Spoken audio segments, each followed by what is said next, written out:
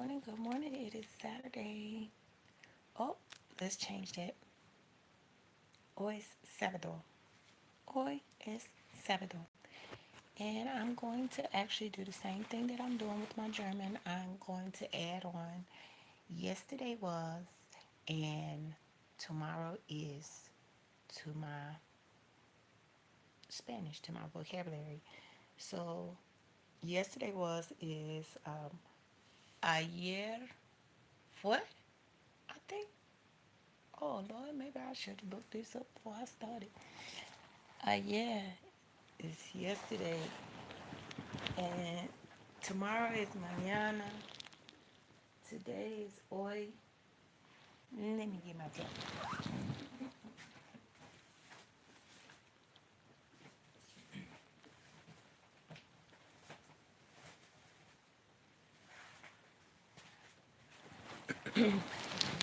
So I wanted to add that. I want to kind of stay on the same.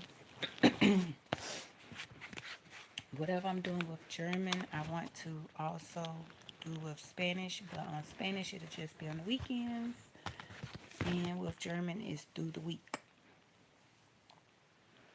So let me see. I guess I can go ahead and start with my days of the week. Lunes, martes, miércoles, jueves, viernes, sábado, domingo. Día de la semana. Día de la semana. Not bad for somebody who had speech. Not bad. Not bad for somebody who was in the reading lab. Not bad. Not bad for somebody who has overcome meningitis and leukemia. Not bad. All praise go to the Most High, of course. I would never try to take that. Um, I would never try to take that for myself. It was all, I could not have done it without Yah, most definitely. Let me go into my translator. Let's see. I think it's ayer fue.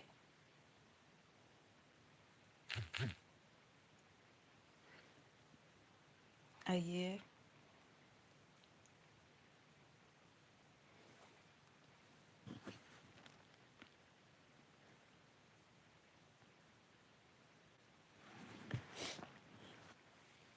Ayer fue. Okay, so lunes, martes, miércoles, jueves, viernes, sábado, domingo. Ayer fue viernes. Yesterday was Friday. Hello, welcome in, welcome in. Cottonmouth. Welcome in, Cottonmouth. Ayer fue viernes. Hoy es sábado. Mañana es domingo. So I want to get that together. I want to learn how to say yesterday was, today is, and tomorrow is. Ayer fue viernes. Hoy es sábado. Mañana es domingo. Let's do the days of the week one more time. Lunes, martes, miércoles, jueves, viernes, sábado, domingo. Ayer fue viernes. Yesterday was Friday. Hoy es sábado. Today is Saturday. Tomorrow is Sunday. Mañana es domingo. Lunes, martes, miércoles, jueves, viernes, sábado, domingo. Okay, now I want to do my numbers from 0 to 20. 0, 1, 2, 3, 4, 5, 6, 7, 8, 9, 10,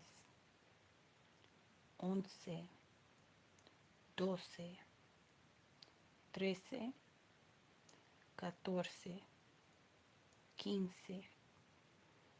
16, 17,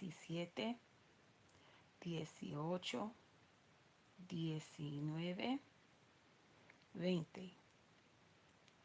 That's the numbers from 0 to 20. 0, 1, 2, 3, 4, 5, 6, 7, 8, 9, 10, 11, 12, 13, 14, 15, 16, 17, 18, 19, 20. Please and thank you. Good morning, Tam Tam. Buenos dias, buenos dias. Please, por favor, thank you, gracias. Yes, sí, no, no. How are you? ¿Cómo está? ¿Cómo estás? I'm very good. Muy bien. And you? ¿Y tú? Now that, we want to say it a little bit faster, but while you're learning, it's good to go as slow as you need to go until you really get it. ¿Cómo está? Muy bien. ¿Y tú? And you can add thank you in there. ¿Cómo está? Muy bien. Gracias. ¿Y tú? So you're saying, very well, thank you. And you? ¿Cómo estás? Muy bien. Gracias. ¿Y tú? Now we're going to do breakfast, lunch, and dinner. Breakfast is desayuno. Desayuno. It's the first meal of the day, so you got that uno on the end. That's how I remember it anyway. My brain is weird like that. Desayuno. Almuerzo is lunch. Almuerzo. But like in our house, we just say lonche. So you can say lonche, but the proper word for lunch is almuerzo. Almuerzo. Dinner. Cena. I want. Quiero. Jared Talks, good morning. I want. Quiero. I need. Necesito. The house. La casa. The store. La tienda. The hospital. La hospital. Outside. Afuera. La casa. La tienda. La hospital. Afuera. Is it el hospital? Let me see, y'all. I always have to make sure because I am refreshing my Spanish. So I don't want to say the wrong thing because sometimes I do get a little mixed up, which is fine by me. It's other people that get offended. El hospital. El hospital. I'm okay with making mistakes. It's it's other people that don't like when you make a mistake. But I understand that it's a part of learning. And when people ask me like, how do you do with learning languages? How do you do that? And then when I say that I'm not afraid to make mistakes and I just keep doing it and keep doing it until I get it, then they're like confused. They're confused.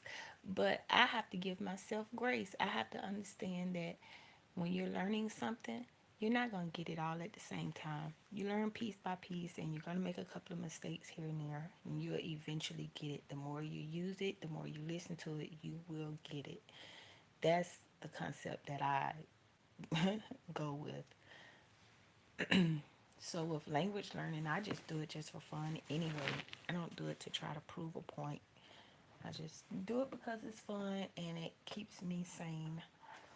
When I'm going through a lot, if I feel like I'm learning something new and I'm accomplishing something and it gives me something to do, um, it helps keep me in a good place. Just put it like that. Helps keep me in a good place. Tim, you working in? Okay.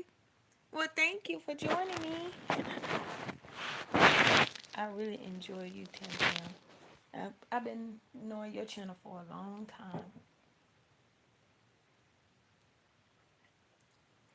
time. I tell people all the time, me watching Tim in the mornings, I used to get baby Cinco ready. That's how I know it's been a long time. I used to get him ready in the bathroom and sit my phone up on the sink and listen to your motivation in the mornings. And then when you would do like clean videos where you're like sweeping up your kitchen, cleaning off your table, stuff like that, it would motivate me to go ahead and get up and straighten up. And then she would show that she's like separating her clothes and folding her laundry and everything, and it would really motivate me to go ahead and do it while I'm watching her. I would go ahead and whatever clothes I had sitting in the basket or whatever, I would just pull it on over and put her up on the TV, and I would be separating my clothes while she's separating her clothes. And at the end of the day, I actually got some things done, and it was in a positive way. It was with somebody who was positive, and I really, really like Tam. She's very motivational. She has really put some positive words in my head on some really rough days. Just put it like that.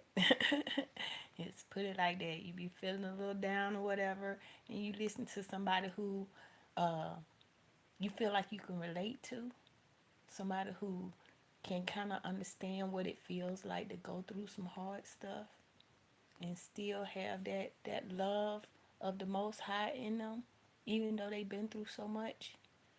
Yep, that's Tam. That's Tam. No, I'm telling you, that's how and I didn't even get to your channel through somebody else. I got through your channel strolling, and that's how I found you. Yes, the Most High gets all the glory. That's what I was just saying a few minutes ago. I was like, I can't even give myself. I know that with what all I have been through, I have to just give my Creator all the praise, all the glory, because it wasn't me at all.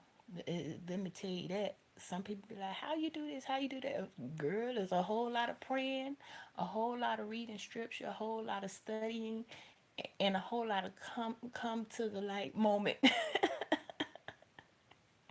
was a whole lot of that.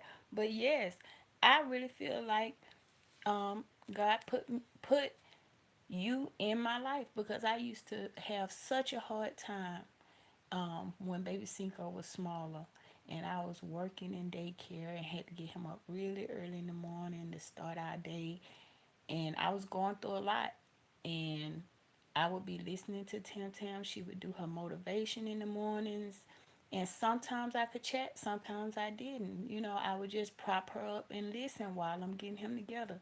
And one thing about it, she never once complained about somebody not chatting or anything like that. Every once in a while, I would, put an emoji in her chat. She never once complained. Never once. I would sit and listen to her whole live, her whole motivation in the mornings while I'm getting him together. And by the time she finished, it was almost time for us to go out the door. So, yep, God put Tam in my life. And I'm going to leave it at that. But yep, that was in the mornings. I remember that like it was yesterday. Baby Cinco was little. Because I was still in the bathroom with him, cleaning him, making sure he brushed his teeth good and cleaning his face and Vaselining him down. So that was a while ago because baby Cinco is 9 now. Yep. Well, let me get back on my Spanish. I done went all off the, but I need some time anyway, so I needed a little conversation. Thank you, Tam Tam, for joining in. So let me see. What else did we go over? Oh, we went over pencil, pen, and book. Pencil, el lápiz. Pen, la pluma. Book, el libro. El lápiz, la pluma, el libro. Hello, Paul. Welcome in. I'm doing my Spanish today, Paul. And I'm adding on. Yesterday was, today is, and tomorrow is. That's what I'm adding on.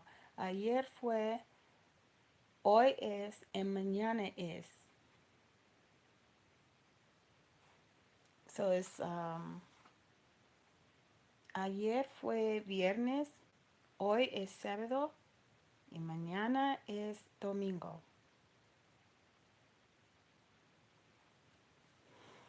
School supplies, we only did pencil, pen, and book for now. El lápiz, la pluma, el libro. Let's see. And what else did we do? I'm cleaning. Estoy limpiando. Estoy limpiando. Limpiando. Estoy limpiando. I'm cleaning. Let me see. I think we did the rooms of the house. Thank y'all for joining me.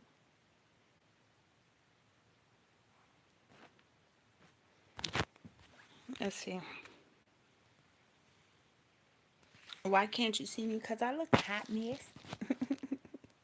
I look a hot mess. I have been sick for like a week now. Well, a little bit over a week. I already had some complications a couple of weeks ago, but I thought they had started getting better and they actually got worse in the past week. So I'm actually studying in the bed. I'm sorry. It's something with my skin. My skin feels really, really tight and it's really painful. So it hurts for me to really do anything. So yeah. Well, I'm gonna do the rooms in the house. The bedroom. I'm in la cama. I'm in the bed. Estoy en la cama. I'm in the bed. Okay. Bedroom. Dormitorio. El dormitorio. The bathroom. El baño. El baño. The dining room. El comedor. El comedor. Comedor. Comedor? I think it's comedor. El comedor. The living room. La sala. I'm pretty sure if it's wrong, somebody will correct me later. The living room, la sala. The kitchen, la cocina. The office is oficina de casa. It's the office in the house. The office of the house. Oficina de casa. El closet. The closet. I think that's all I have for Spanish for today. Now, starting next week, I want to take my numbers up a notch. I want to do in German and Spanish, I want to work on counting from 0 to 30. We already can count from 0 to 20 in both German and Spanish, y'all. We doing it. We are doing it. We know our days of the week in German and Spanish. And now we also know how to add on. Yesterday was ayer fue, and today is hoy es, and tomorrow is mañana es. So we're doing pretty good. I'm just going to keep studying. And I'm sorry that I haven't been feeling well, but it comes with it. It comes with it. They already knew that since I didn't have any issues right after my transplant, they knew that 9 times out of 10 I would probably have what you call it, the graft versus host disease. They felt like maybe I would start to get some symptoms later on. So that's what I'm starting to experience. But I praise the Most High that I'm here, you know, after going through all of that. After going through all of that, if I gotta deal with a little tightness from, you know, here and there, I'll take it.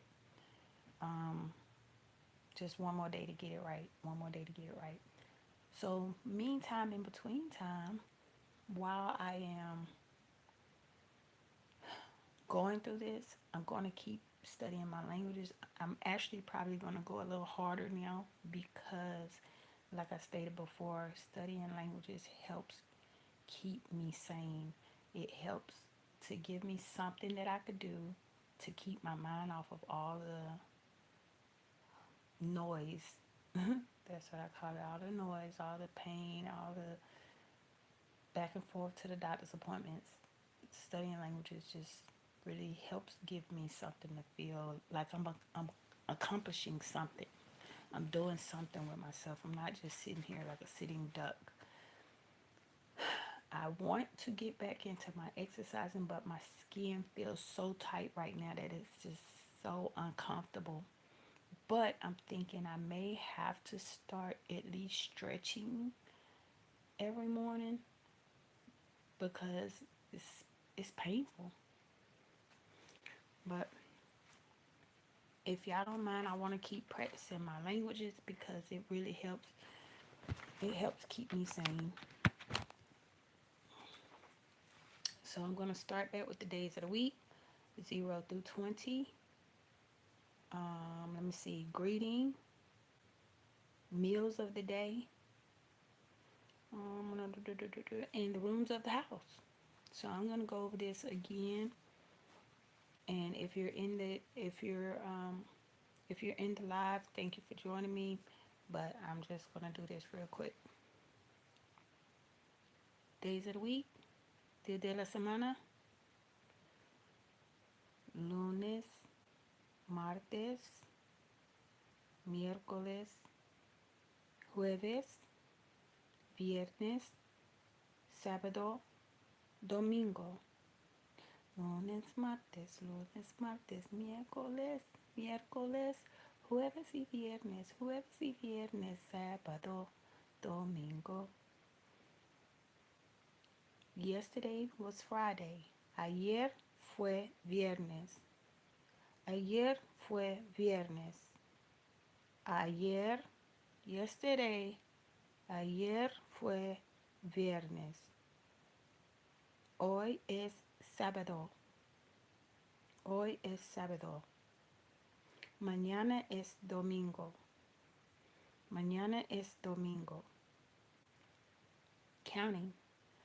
0, 1, 2, 3, 4, 5, 6, 7, 8, 9, 10, 11, 12, 13, 14, 15, 16, 17, 18, 19, 20.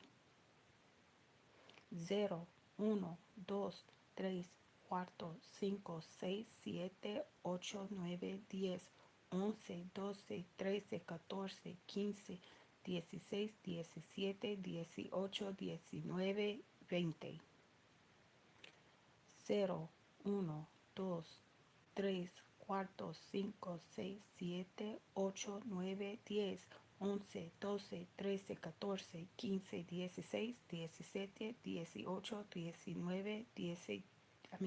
18, 19, 19, 20. That's 0 to 20. I don't know how I'm gonna do when I try to count to 30, y'all, but that's gonna be a tongue twister for me because I get a little tongue tied with some of the words. Um, Even with my age, I get a little tongue tied when I try to say my age in Spanish. I don't know. I don't know why. But some of the words I get a little tongue tied, but I still just keep doing it anyway. Because, like I said, if I know how to say 100 words and I slip up on one, I'm okay with that. I'm okay with that because I know I'm going to keep working on it and I know it's going to get better. I'm not trying to be perfect, but I am trying to be to a place where I can communicate. Please, por favor, and thank you. Gracias, gracias. Yes and no. Sí y no. How are you? ¿Cómo estás? Very well. Thank you. And you? Muy bien. Gracias. ¿Y tú? ¿Cómo estás? Muy bien. Gracias. ¿Y tú? ¿Cómo estás? Muy bien. Gracias. ¿Y tú? Breakfast, lunch, and dinner. Desayuno, almuerzo, and cena. Desayuno, almuerzo, and cena. Desayuno, almuerzo, and cena. I want and I need. Quiero, necesito. Quiero, necesito. Quiero, necesito. The house, the store, the hospital, and outside. La casa, la tienda, el hospital, afuera. La casa, la tienda, el hospital, afuera. Pencil, pen, and book. El lápiz, la pluma, el libro. El lápiz, la pluma, el libro. El lápiz, la pluma, el libro.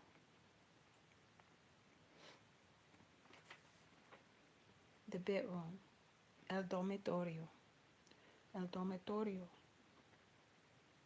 The bedroom, el dormitorio. The bathroom, el baño. El baño. The dining room, el comedor. El comedor. The living room, la sala. La sala. The kitchen, la cocina. La cocina. The house office, oficina de casa. Oficina de casa. The closet, el closet. El closet.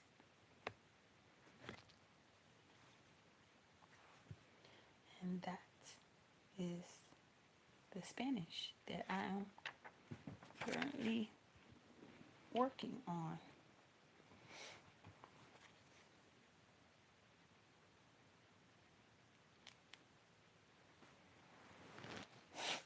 Let me see what's on TV.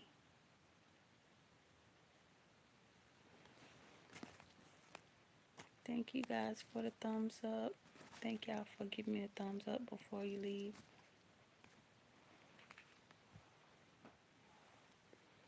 So now I'm going to look at Rock and Learn. It's taking my TV forever to even turn on. I want to go downstairs and grab me some lemonade.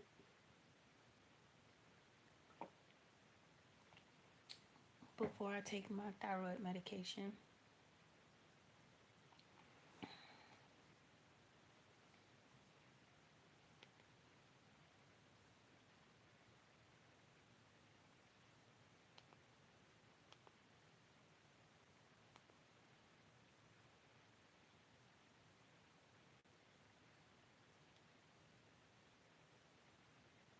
Yep, that's exactly what I'm about to do. I'm about to.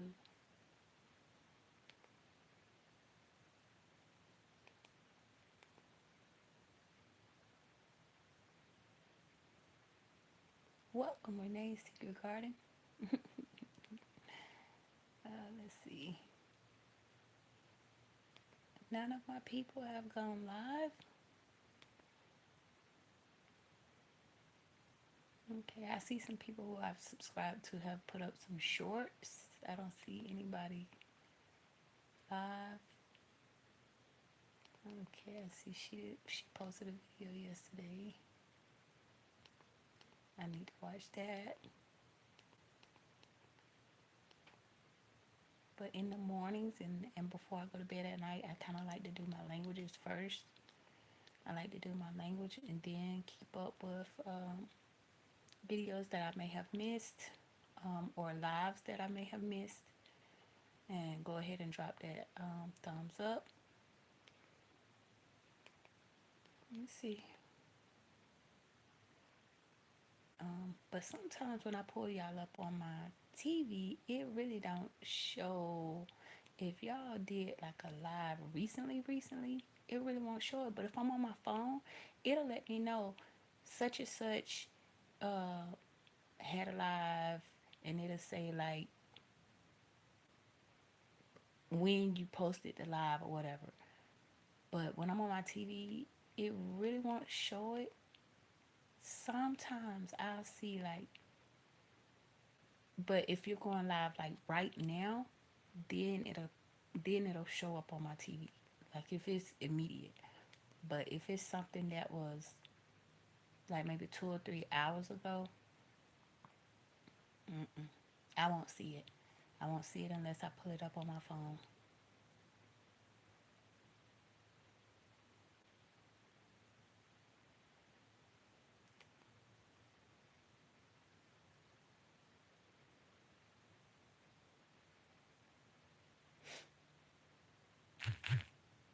Okay, nobody's in my live now, but I'm still gonna keep it up, y'all, because y'all know what I'm trying to do. Let me see. Going to.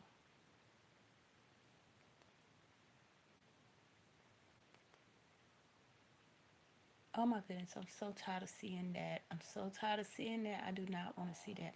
Okay, I'm gonna start another live because I want to talk about something. I want to talk about something. Well, no, I'm not gonna start another live. I'm not gonna do that.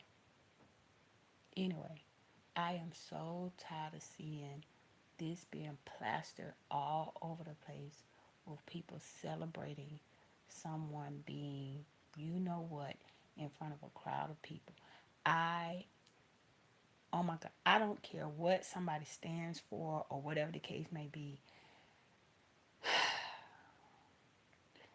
I do not wish the end for anybody, okay? I can't fathom celebrating. I just can't. I can't. For words, for words, for his beliefs, for his, for,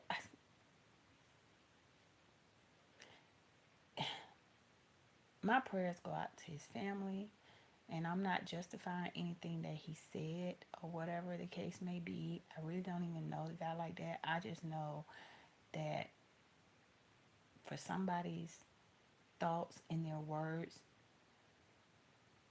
wow. And for now, for people to be like celebrating and being mean and nasty about it, it just shows where the world is now. It's like no type of.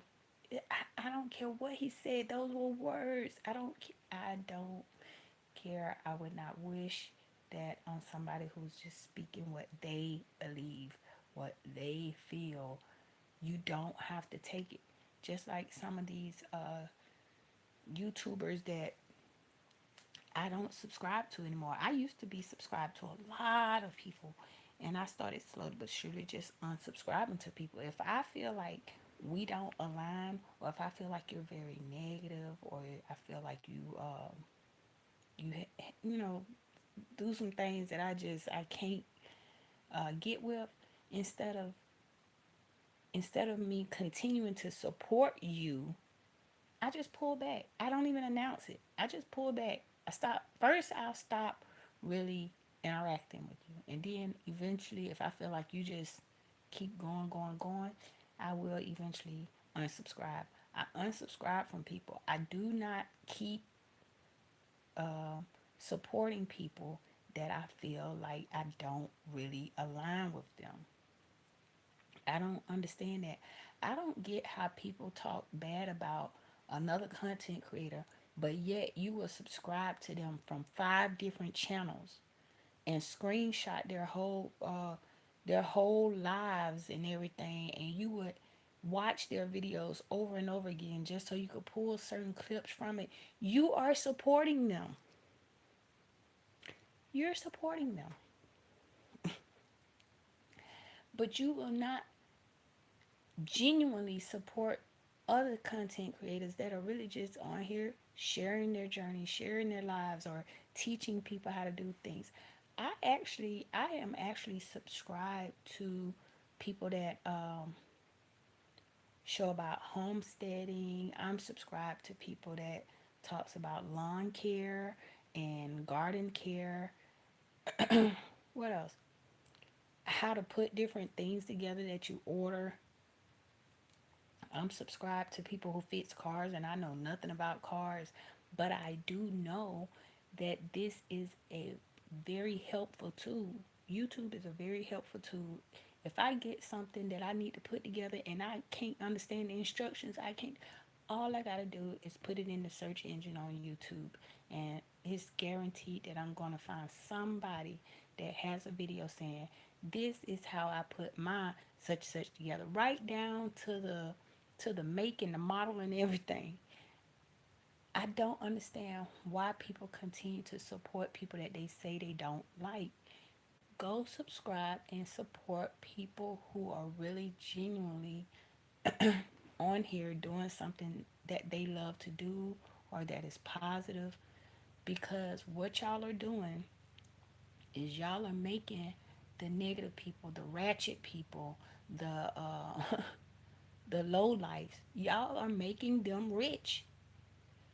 You're making them rich, but you're bashing them. You're talking about them. You talk about somebody's background, but you watch them every single day. That's supporting them. You're talking about how they don't take care of their kids, but you watch them every single day from multiple accounts. If you watch somebody from multiple accounts and you watch them every day, and you're saying that you don't like the way they keep their house, or you don't like the way they talk to their children, you're supporting them. But the little old guy down the street who got a YouTube account, but he's showing people how he fixed his old Ford truck, or how he fixed, his tools for the yard or whatever. You won't subscribe to him, but you'll subscribe to old Bunshuka who cussing the children out, and like feeding them slop and not cleaning their house, and then telling you about their man and all this. I don't get it. I don't get it. That's the only way things are going to change, I feel. The only way things are going to change is if people stop giving the negativity attention. If you're giving the negative channels attention, then they're going to continue to grow. Meanwhile, our elders who are on here starting their channels, I'm a big supporter of when our elders get on here starting their channel, and when they are trying to teach us things. You talking about somebody who will not only subscribe, but I will watch every single day. If they just, I don't care if they just sitting on their porch and just throwing out wisdom, I'm gonna watch. If they are on here trying to tell me how they fix the meal when they didn't have much back in their day or whatever, I'm gonna watch that whole video. Um, I might not chat too much because I'm genuinely there to support. I will give the thumbs up. I will subscribe. I will listen into your whole live. That's my way of supporting. Everybody don't support the same way, but that's my way of supporting. And if I feel like you don't have a lot of people in your chat, yes, I will get in your chat then to kind of get the ball rolling. I would say a couple of words here and there, or I would put up a couple of emojis. But let's start to support our elders who are starting to get on this app, which we know they're probably getting some help from like their kids or grandkids or whatever. But if you see some people on here sharing wisdom or teaching you how to put something together or teaching you how to fix your old car or teaching you how to get by um, in hard times, because we are in hard times now and we're coming up on worse, just to be honest with y'all. It's going to get worse before it get better. These retirees who are doing videos showing y'all how to maintain, how to keep your head on straight in hard times, let's support them. Let's support them. Let's subscribe to their channels. Let's show them support. You have some people on here showing you how how to camp out, how to pitch your tent, how to set up a good fire, without telling you to go buy this, go buy that. Now, those type of people I have unsubscribed from.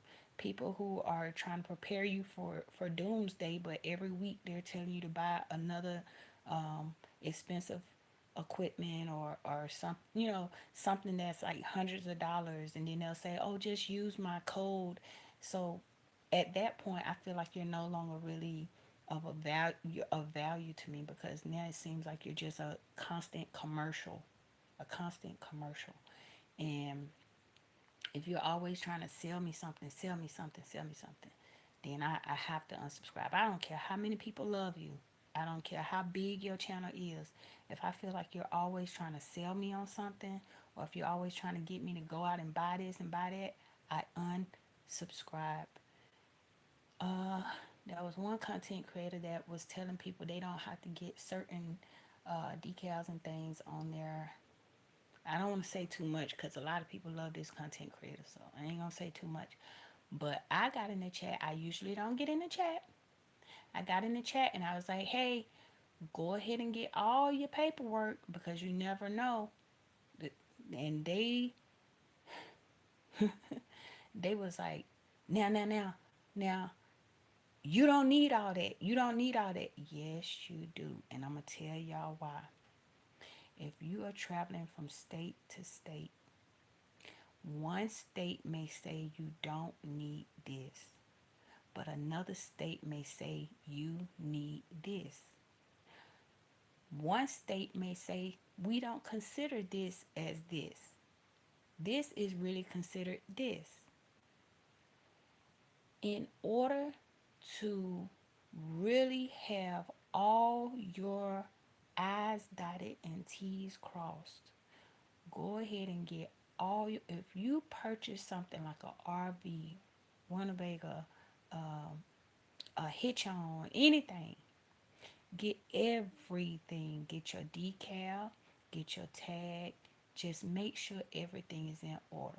Some places even need you to have that, even if it's just sitting.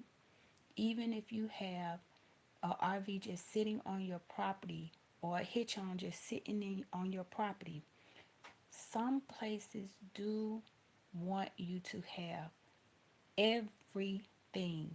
Your tags have to be in order. Your decals have to be in order. Everything has to be straight. Please, y'all, if you're going to take the time to spend thousands of dollars on buying equipment, please make sure your stuff is straight. Just like with livestock, people feel like, oh, I want to be a homesteader. I'm just going to go and and get me some cows or get me some horses or whatever. Make sure your stuff is straight. Stop listening to these people that say they preparing y'all for doomsday and then they telling you you don't really need this, you don't really need that. Yes, the heck you do. Yes, the heck you do. Unless you want somebody to come and take everything you done work hard for. If you got livestock on your land, and I'm not just talking outside of my neck, so please understand. If you got livestock on your land, make sure you have cleared it to the point where you know how many goats you can have on your property because you have X amount of acres.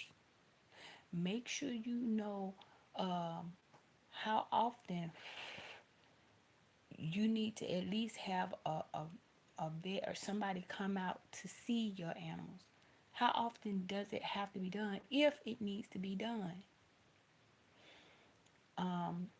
Make sure you have like a schedule or something set in your mind. So if they were to ask you, okay, how often do you feed or what do you feed, just kind of know, or at least have a folder, a binder where you keep all everything that pertains to your livestock.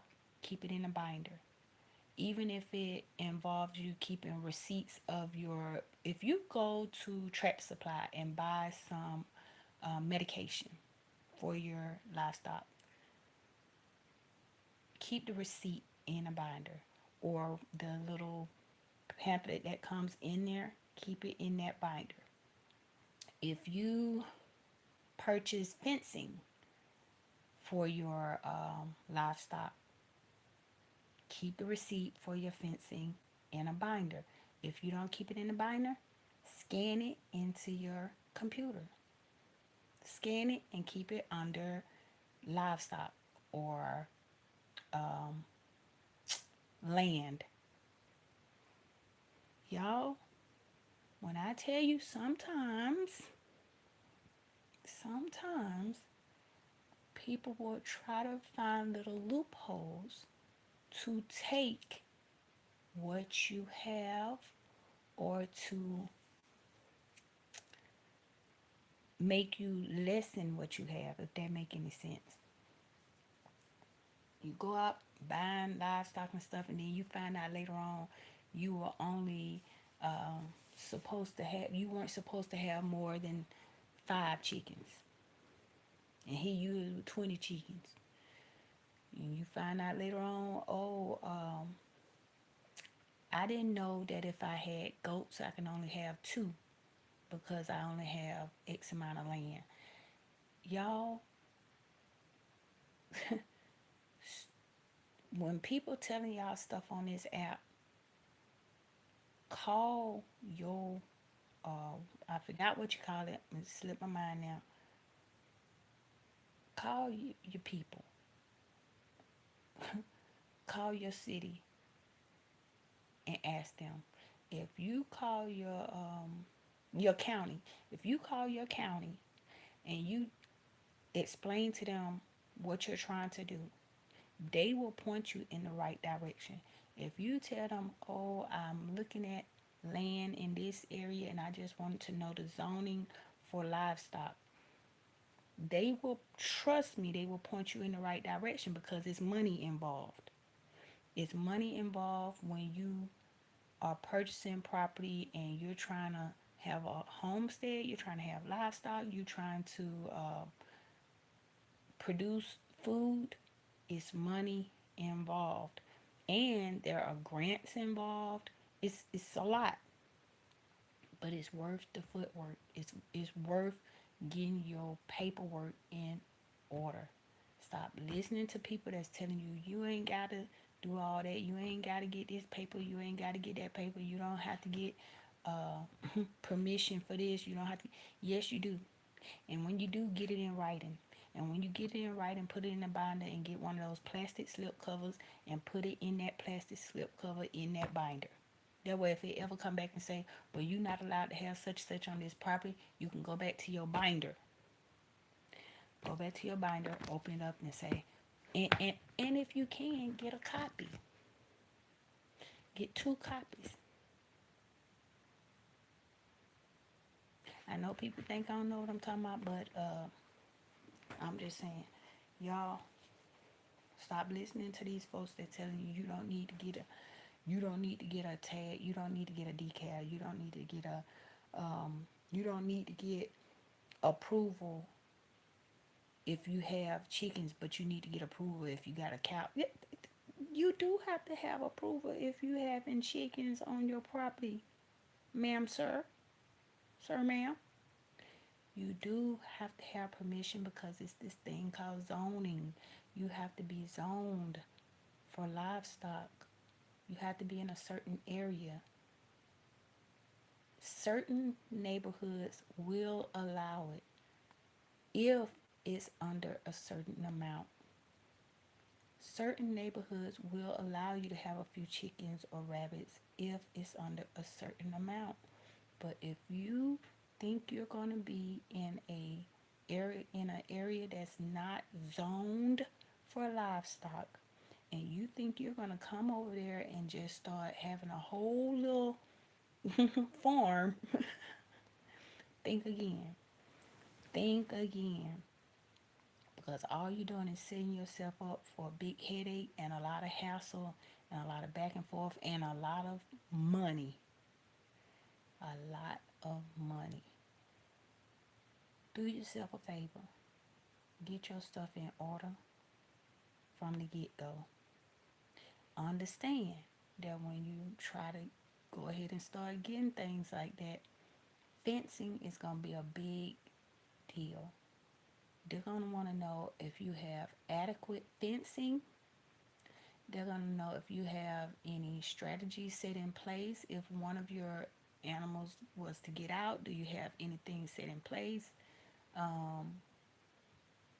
They want to know, how are you going to feed these animals? What's your how you going to take care of them? Basically, do you already have a vet set up that can come to the property? Or are you going to have to load them up to take them to the vet to be seen? Do you have big livestock or little livestock? I mean, all of this comes into play. And like I said, you have to have a certain amount of acres to have a certain amount of livestock.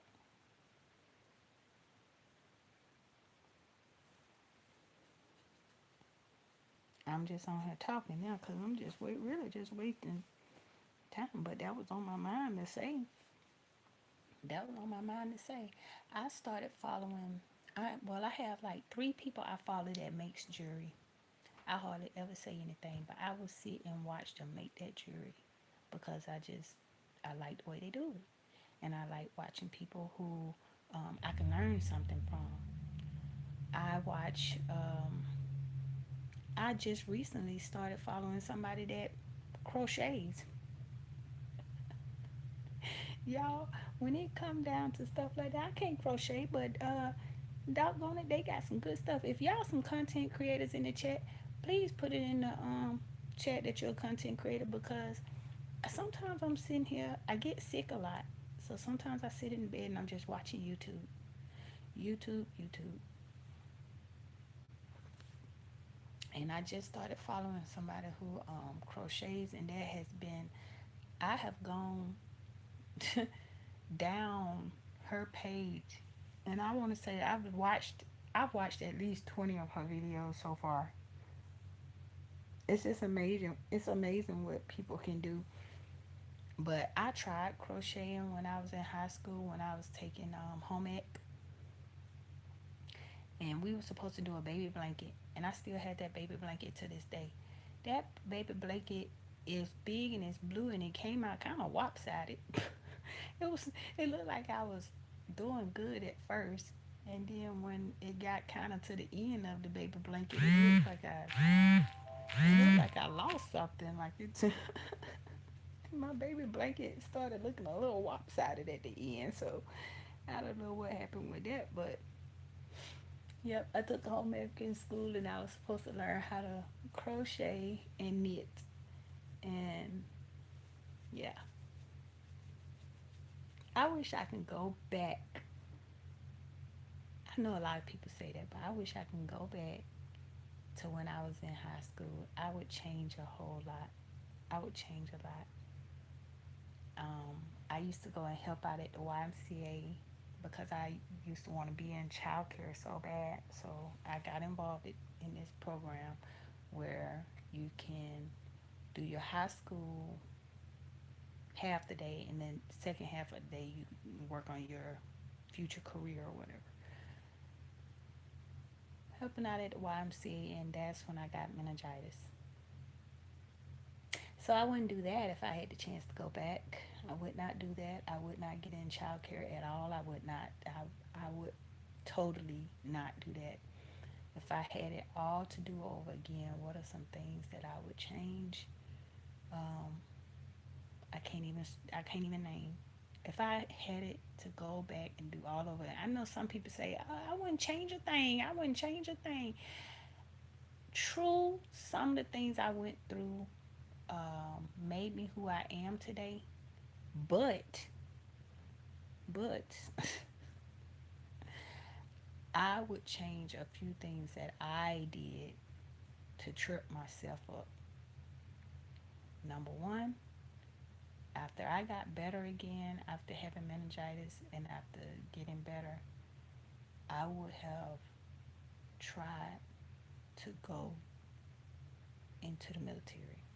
I don't know if I would have been accepted or not because before I got sick with meningitis, I had already went through some of the things I needed to do. Um,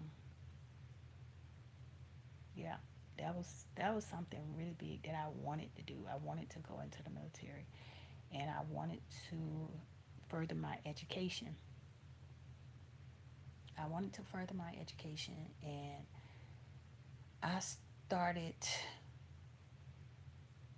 helping others to the point where others around me were able to accomplish things, but I wasn't. Now that I look back on it, I was I was helping other people only for them to get to a certain point where they feel like they no longer needed me, and then it was like, okay, I don't need her no more, so I don't want to be friends with her no more, or I don't want to be cool with her no more because she didn't help me all this time, but she's not doing nothing. Like then, what I wasn't doing was used against me, or what I didn't have. Um, yeah, so if I had it all to do over again, I would change some things. I would totally change my friend group. Um, I would concentrate more on my future. It's almost like I was just living in the moment. Um, I would change the people that I was around. I would change the people who I um, told my deepest secrets to. I wouldn't be so quick to just accept everybody's fake friendships. Sometimes people are cool with you just because they feel like they can get something out of you. Um, some people will try to harvest your energy. Um, I literally had a friend around me that was destiny swapping me, and I didn't realize it until I started studying the arts and I got into I did start dabbling into witchcraft, and that's when I figured it out. I was like, oh my God, so this is what she's been doing all this time. So I would most definitely change the people I was around. I would most definitely change the mail company I kept. Um, I would actually try to be by myself longer if I could go back. If I could go back in time, I would be by myself longer and work on myself more. Um, I didn't find out till later in life that I was surrounded by people that only wanted to take from me, or only wanted to use what I had or what I could do. And then when it no longer served them, they were gone. They were gone. So there have been times when I have helped people work, and they had a kid or something, or two kids, and I would keep their kid while they go to work because the school is closed or something. Good morning, Sandra D. And I had people around me that when they felt low about themselves, they felt like they were, you know, they they were depressed or whatever. I was cheering them on. I was like, you got this, girl, lift up your head, and get you some new clothes, and do this to your hair, blah blah blah. And then as soon as they felt like they were doing something, as soon as they felt like they had accomplished destiny swapping me, all of a sudden there was little jabs here and there, saying little things here and there. And I started to catch on. The mail company, the mail company that's around, it's like they want what they want out of you, but then when you need them the most, that's when they bail out, or that's when they. And I just, to be quite honest, I really wish I could do that part all over again. When I am in a relationship, and I hate myself for this. When I'm in a relationship, I'm so loyal to the point where it's at a fault.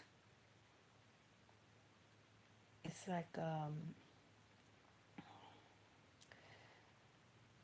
I had the intentions of being with somebody who would love me the way that I love them. And I've never experienced that. Now that I'm 45, I realize I have never experienced true, genuine love the way I love. And I think that's what I've been searching for my whole life. And I hate that I've been searching for that, because I think people can sense that. People can sense that you want to be loved, and they will, you know, use you.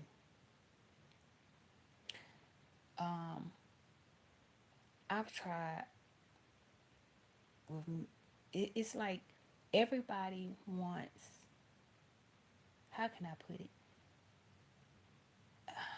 Like one time I dated this one guy, and he always was complaining about everything I did. And one time it was just to the point where I was saying to myself, oh heck no. Oh heck no. I want somebody that's gonna love me down. Love me to the point where if I hurt, they hurt. Cause that's the way I love. I love hard.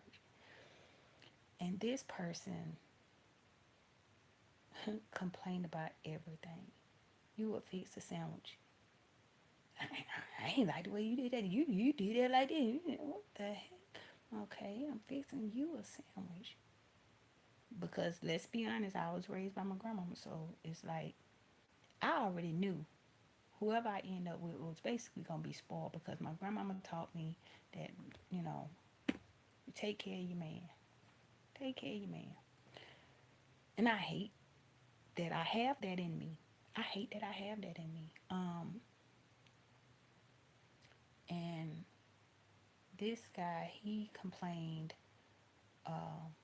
because one time I was running or something, and I went to grab his arm because I didn't want to slip up, and he was like, "What you holding on to me like that for?" And he snatched his arm back.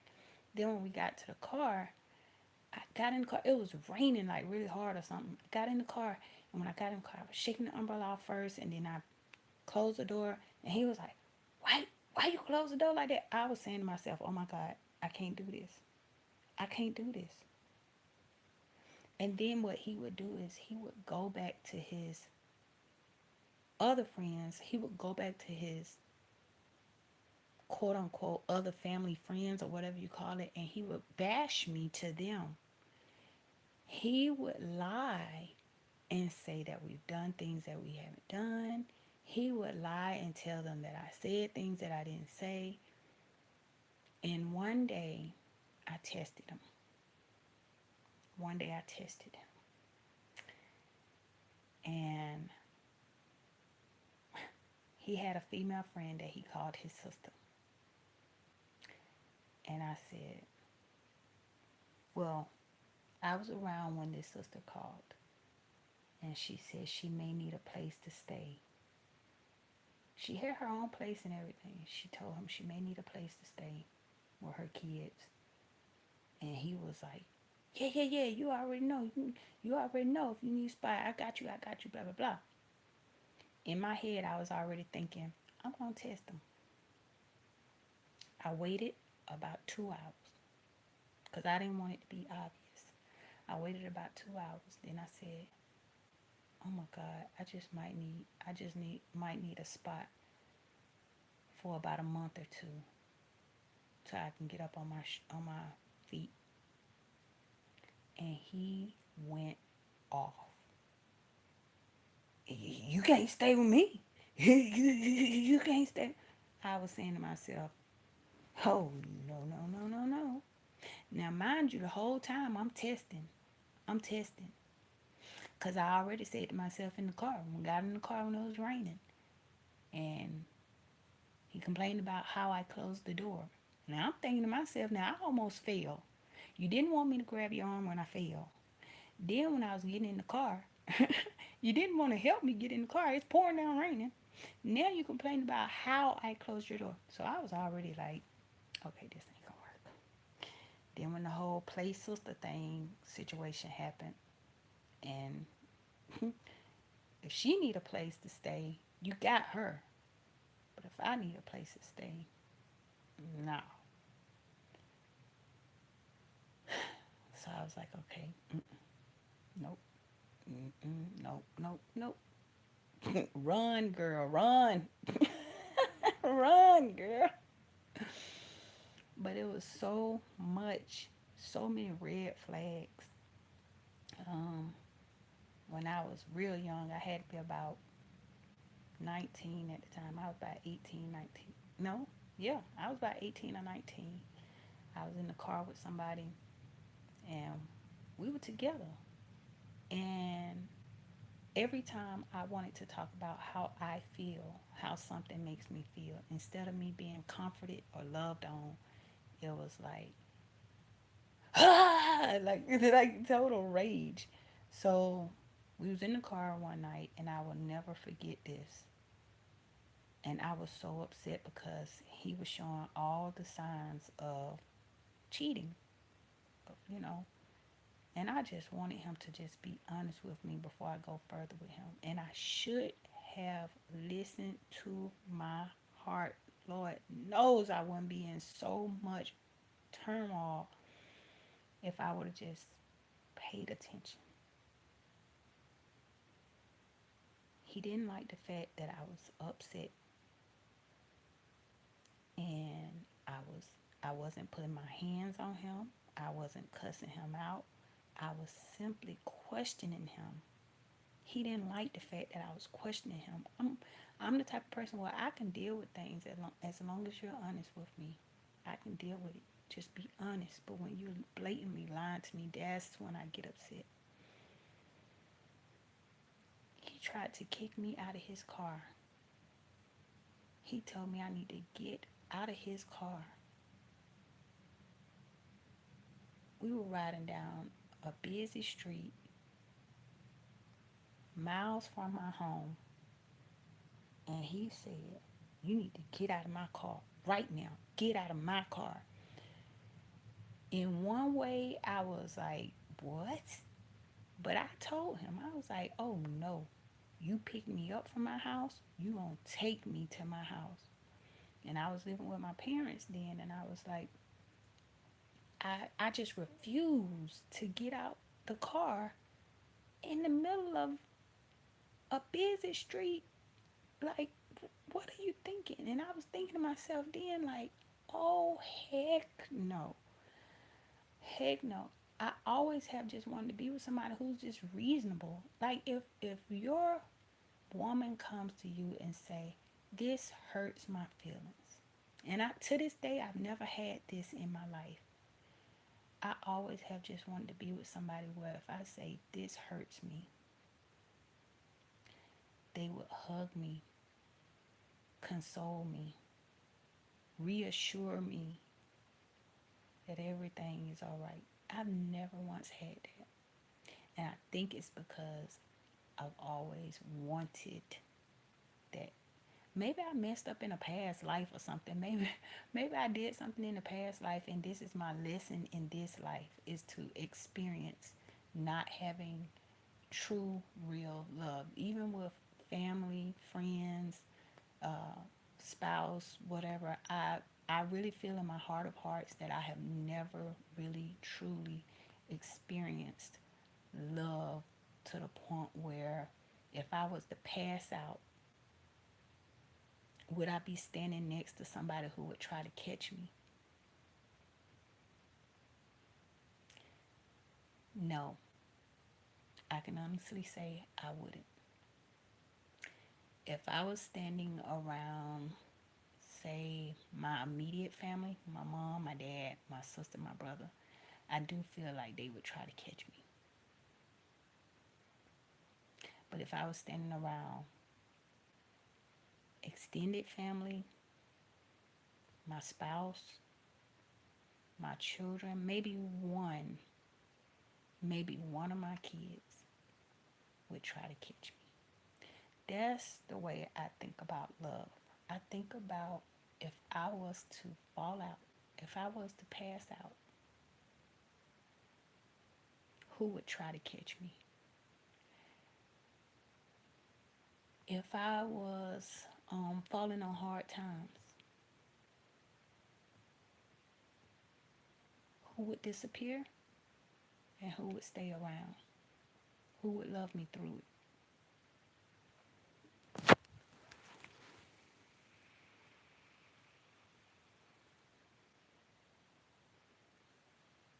You getting ready? Okay. So, um, through the years, and I hate when other people are telling what they've been through with it, and people try to tell them, oh well, it must be something you doing or whatever the case may be. I can honestly say that I can just start voicing how I feel. As long as I sit quiet and take disrespect or take it when somebody is just obviously doing whatever they doing, obviously disrespectful or whatever. As long as I sit back and take it and don't say anything, everything is wonderful. Wonderful. But I want the type of love that I don't have to hurt. I don't have to be in pain while you're okay. You're happy. You're all right. But I'm longing for communication. I'm longing for time with you. I'm longing to see you. Whatever. Like, but it's crazy to me. It's crazy to me. But at the age of 45 now, it's pretty much, it's all said and done now. It's all, it is what it is now. But I wish I can go back and change some things. I wish I can go back and change some things. I most definitely would have been by myself longer because I feel like that would have gave me the time I needed to work on myself, to build myself up. But if you think about that, I kind of feel some type of way about that too, because would I have been around fake people then because I built myself, like, after I would have built myself up, would people have started being around me just because they felt like I had something? Because I've experienced that side of the coin too. I have experienced how people treated me once they felt like I had something that they can take from. Even when I didn't hardly have much, people would still take. And they don't care about how you feel. And you better not dare say how you feel, because now you the bad guy. But And then people look at me crazy when I say, y'all, live your life. Be happy. Because when it all boils down,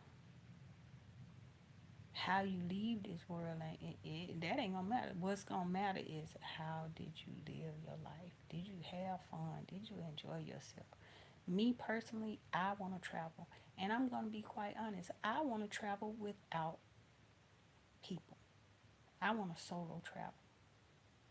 Because I feel like if I was to set up a trip,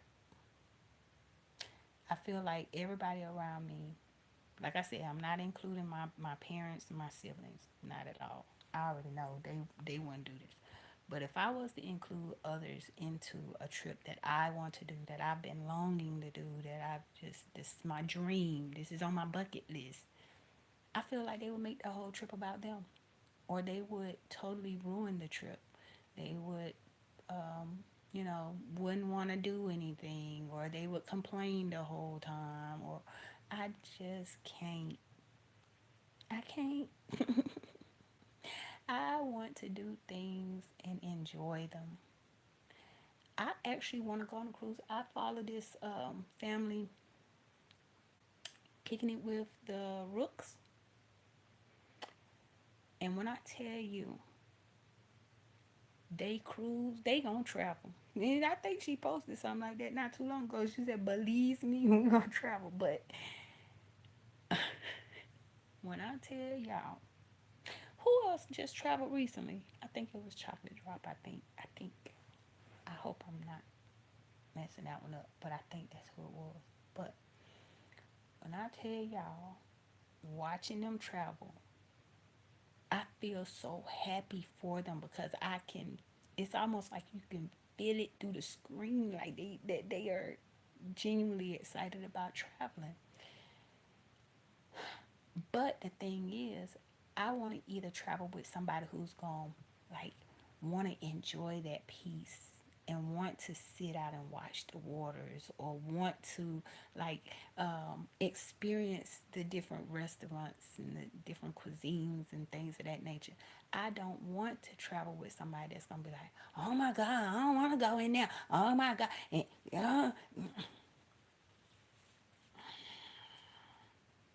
girl, I ain't going up though. Or going to the beach and they saying, I ain't gonna sit out here, it's too hot. You're at a beach. Or if I'm on a cruise, I don't want to be on a cruise with somebody that's gonna say they don't want to look at the ocean. What the heck? You're on a cruise. So I think I would do better just traveling solo.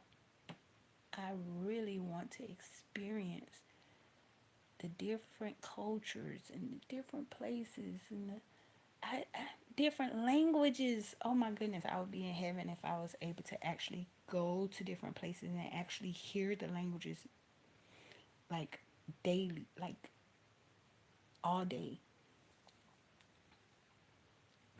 That's one of my dreams. And I can't see myself being around people who, and think about it like this too. What if I get to the point where I could travel, and here go that pass out thing again. What if I get to the point where I can travel and I'm traveling. I'm somewhere where I want to be. And I'm standing next to somebody who I think loves me. And I pass out. And instead of them trying to catch me, they stand over me fussing, saying, well, why you fall? What's wrong with you? Yeah, I don't want that. I just want peace, love, and I want to enjoy life. I just want to enjoy life. I want to have fun. I want laughter a lot. I love hearing people laugh. That's something weird about me. I love hearing people laugh. I love hearing people express their words. If you are a writer, a poet, rapper, singer, I love to sit and listen to the actual words that you put together. And that's weird about me, I know, but it's just who I am. I just want to be around other people like that. Hello, Life of Tisharia. I'm on here just collecting hours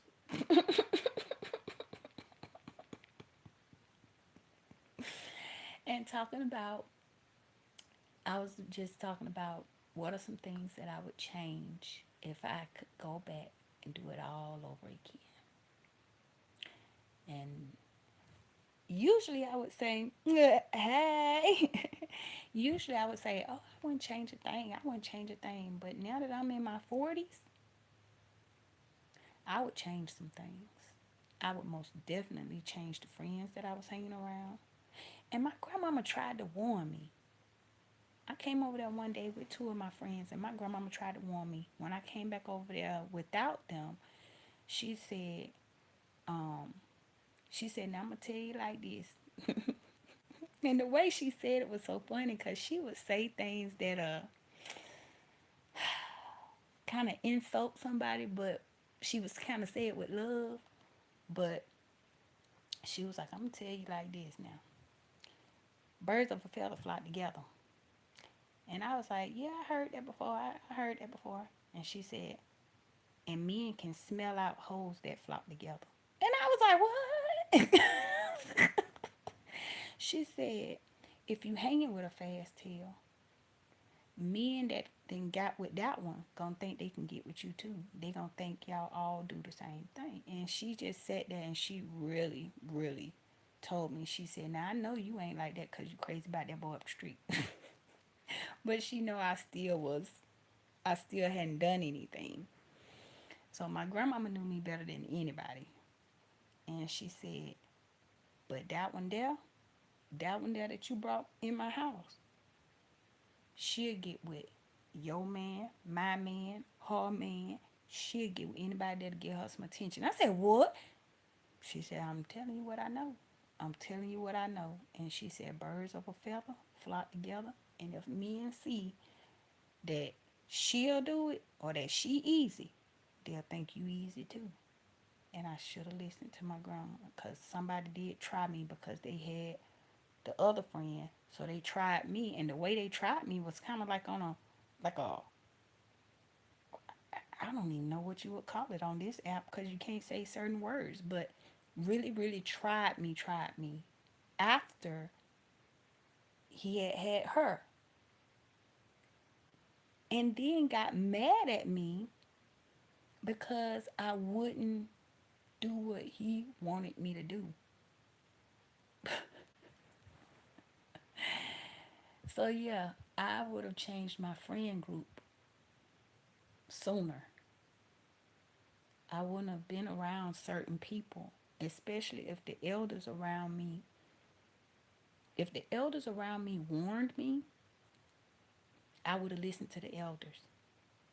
But back then I was like, I listened to the elders and I took heed to what they said, but with not with everything. With some things I was just like, oh y'all tripping. That's that's my friend from grade school, or that we buddies. She would never do nothing like that, or he wouldn't do that, you know. And they were right every single time. The elders was right every single time. And now I'm 45 and just now realizing that the things they was trying to tell me were absolutely true. Were absolutely true. And I used to think I was so ugly. I still do sometimes, I ain't even gonna lie. But I was raised around in a area where I did not have certain qualities to make me be seen as beautiful. So I was very dark skin, as y'all can see if y'all look at my other videos. I'm dark. My hair was very thick. I had a lot of hair. I had long, thick hair. I got a wide nose. Yeah, and I was tall and skinny. So I used to always be like, well, you know, I ain't favorable, so whatever. So and I was a tomboy. I was a tomboy to the point where my mom never had to worry about what I had on because I would wear like Dickie suits and Eastland boots. That was my, and then high tech boots. So my mom already knew we could just go to Target and get her something. All she gonna do is pick out different Dickie suits and Dickie overalls and Dickie coats and some boots.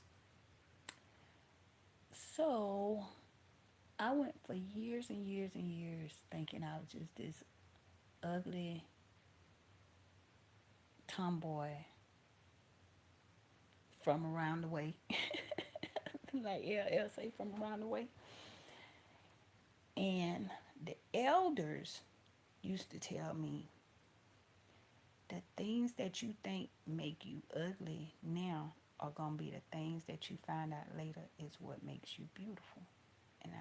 And I couldn't see it then, and I just thought I was just so ugly. It wasn't until I think I was a teenager. I don't know how exactly how old I was, but this lady approached me and she said, "Sweetie, can you do me a favor and give this card to your parents?" And I was like, "What?" And she was like, "Give this card to your parents. I don't know how tall you are, but you would be great for what we're looking for." And I'm like, what in the world? And I looked at the card, and it was a card for a modeling school. And I'm looking at it like, y'all know and I was thinking modeling school, that means you have to pay for it. So it ain't nothing special about me. She just wanted, she just supposed to be scouting for students so that they can get some people to come in there and pay. So I went for a while without telling my parents, and then I actually went to the place. Yeah, I was that type of teenager. I actually hopped on the bus and the train, went down to the place to check them out. And when I walked in, I was like, yeah, a lady gave me this card, and I just wanted to, see if it was real. When I went to the place, I wasn't going to go in at first until I saw that it was actually the real business, like the name and everything. It was the location. I I did all my research. That was back when we used to print up directions and stuff. But I had the print up sheet of the directions and everything. I had looked it up.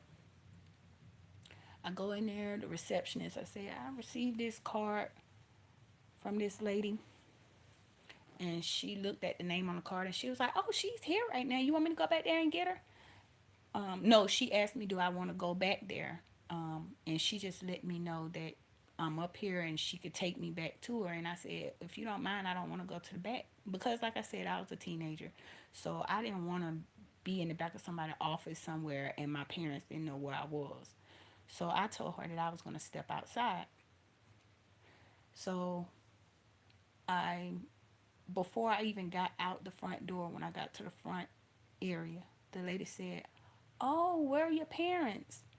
And I said, "I'm sorry, I didn't tell them because I didn't know how to tell them because we don't have a lot of money." And I was just being honest with her. I was like, "We don't have money like this." And I saw that it was a school. And she was like, "I can give you some information if you like to take to your parents." And she told me to hold tight right there. And y'all, when I tell y'all, she went back there and she got two other guys that came up front with her. They gave me the information and they wanted me not for the school, but to go and represent them to model because of my dark skin and because I was so small and tall. And one of the guys was like, um, have you ever had any classes or anything? And I was saying to myself, oh, here we go. Here we go. We don't have money like that. Like, matter of fact, when the lady gave me the card, I was at work. And that's when I was working at the mall. And I said, well, I got some, whatever you call them. I forgot what the classes are. Etiquette classes. And so they was like, I know you say you don't want to go to the back, but can you walk on the runway for us? And I was like, I would have to come back with my mom and dad for that. I'm gonna have to come back with my mom and dad. And so I gave my mom and dad all the information. So when I went back, my mom and dad came with me. And I got all mixed up because they gave me one number and it looked like when she stuck it on me, it was the other number. So she stuck it on me upside down. It was a long line of girls, and I'm standing in the back, closer to the back. I'm looking at all these beautiful girls go before me, and I'm looking like, oh my God. I don't know what they need me for or what they're asking me to model for, but I cannot do this. And when I got up there, they was like, "What number are you?" And I was like, "Oh my God!" I was like, I got confused because it was on me backwards. I was confused, and they was like, "Oh, that's okay." And they told me, they said, "Well, just go up and just do what you saw the other girls do. Just walk the runway." They started the music. I started to walk down the runway and everything. And the guy who was sitting on the front row, he folded his arms, and I was thinking to myself, "Oh God, I'm just horrible. I'm horrible." He was like, "Do you think you can go to New York?" What? Had never been anywhere. I had never been anywhere. What? And my mom and dad was sitting kind of in the back a little bit, like, ooh, like my mama was looking like, ooh, like she was nervous. And I was like, that's on my mom and dad. I don't know. So they gave me a package. They wanted me to represent the, I think it's called IMTA or AMTA models for New York. And yeah, that's that was that. But when I was in New York and we was going from audition to audition, going to all these different events, the main compliment I kept getting was everything that I had been talked about. My dark skin and my smile. When I was in school, I was actually, people used to call me Big Teeth. Big Teeth. And the girl with the big teeth landed a deal because of my teeth. There's a lot of things I would change when I was growing up. I mean, when I was younger, I thought I had big buck teeth and I was too dark skinned, too scrawny. Then I look back on that stuff, I'd be like, what in the world was I thinking? What was I thinking? Just like when I went up to Barbizon, because that's what the name of the school was. When I went up to Barbizon Galaxy, what was I thinking? What was I thinking? What if they would have? What if they would have took me, y'all? I went up there like, well, might want to check it out before I ask my mom and dad to come up here, cause my mom and dad come up here and find out it's a scam or something, they gonna be mad at me. So I'm gonna go check this place out. Like, who am I? I was I was a teenager, but whatever. But I would most definitely change the people that was around me. I would most definitely change my friends. I would most definitely change the guys that I trusted, like who I dated or talked to. Um, most definitely would not associate with certain people if I had it all to do again. Um, yeah. After graduation, when I was still healing, my body was still not 100%. During that time, during that time when I was healing, I wish I could change who I started hanging around. Change who I started hanging around. Now, I'm pretty sure somebody would say, if you change that, then that means you wouldn't have your kids. Like they would name something that they know I love. That's like the only thing really, my kids. That's the only thing I would change stuff for is my kids. Hey, hey, hey, welcome in. I'm just here talking. the, the only thing I would really um, think twice about if I change my past would be my kids. And I'm pretty sure people would bring that up. Well, if you change that, then that means you wouldn't have your kids. If you change that, then you wouldn't have your kids. And I totally disagree. I totally disagree. I feel like if I could go back in time and change some things, I would still have my kids. I just would have them in a better situation. I hope that makes sense. I would still have my kids because they are a gift to me from the Most High. So I feel like if I changed my surroundings earlier, or if I would have um, thought first before just jumping into certain situations, I feel like I would still have my kids, but they would have it better. I would have, um, I would, I actually would say I would have a better mental capacity if I changed some things in my past. Because now things hunt me from my past. Things that I've done in my past hunt me. Things that people have done to me hunt me. It's like I said, I feel like I'm in this, I feel like I'm in this, I don't even know what to call it, so I'm not going to try to call it anything. But I think I'm trapped in this because this is my lesson. I have to live through this life without genuinely being loved. And I just have to deal with it. Just like I have to deal with everything else that goes my way in life, comes my way, shall I say. I don't know. Ever since I was a little girl, I always just have wanted to be a wife and a mom. A wife and a mom. But I wanted my education. I wanted my education and I wanted to serve in the military. And then after that, I wanted to be a wife and a mom.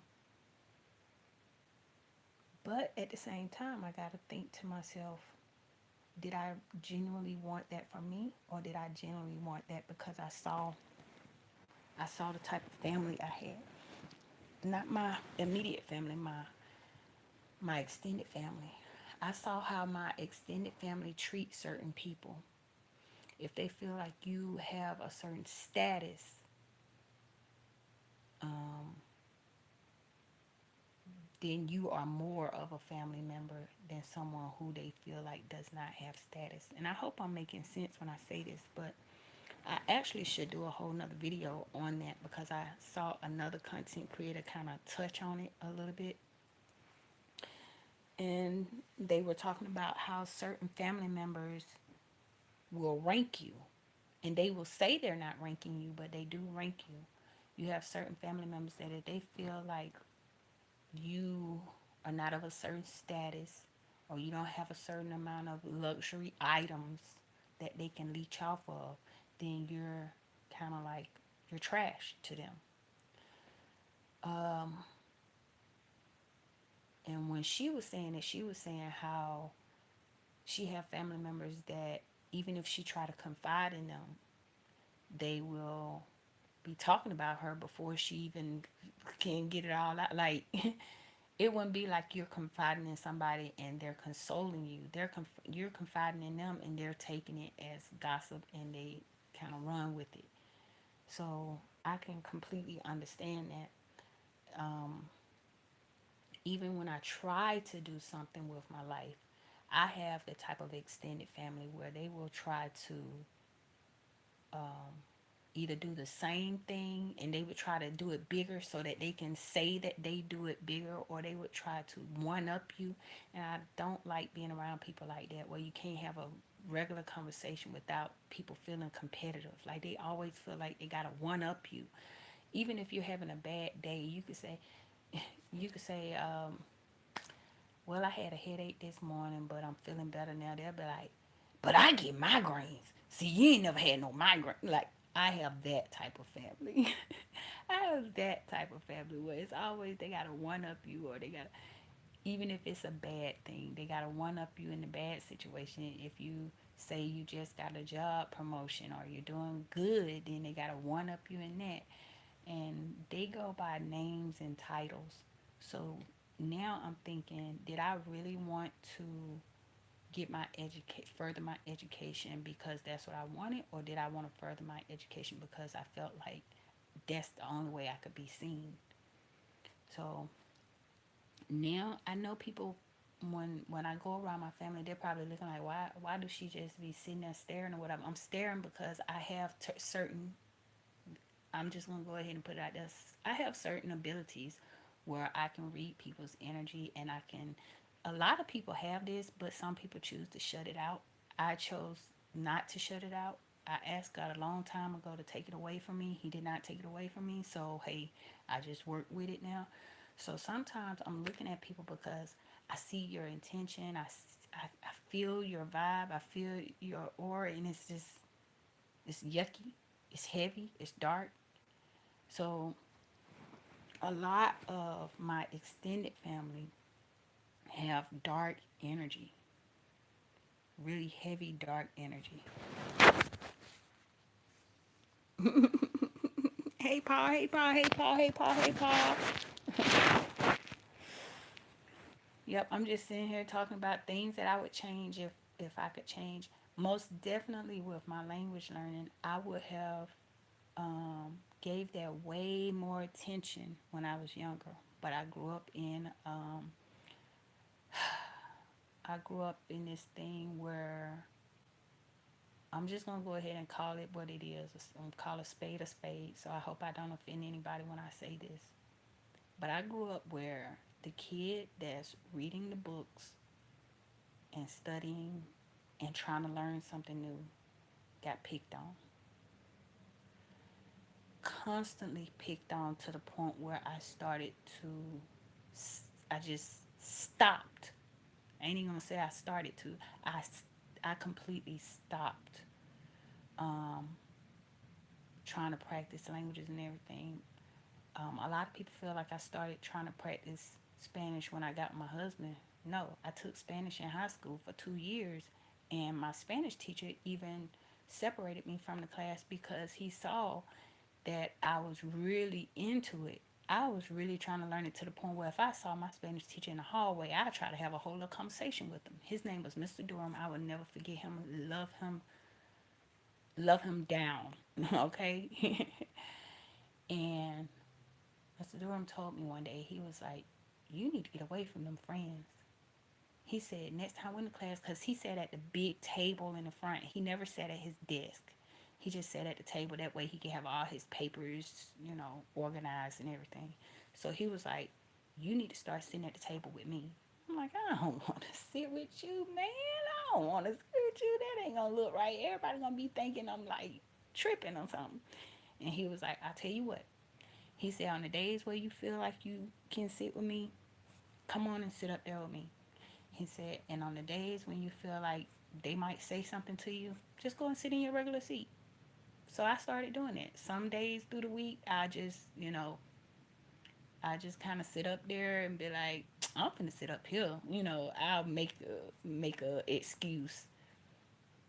And I would go sit up there with the Spanish teacher, and he would give me extra work.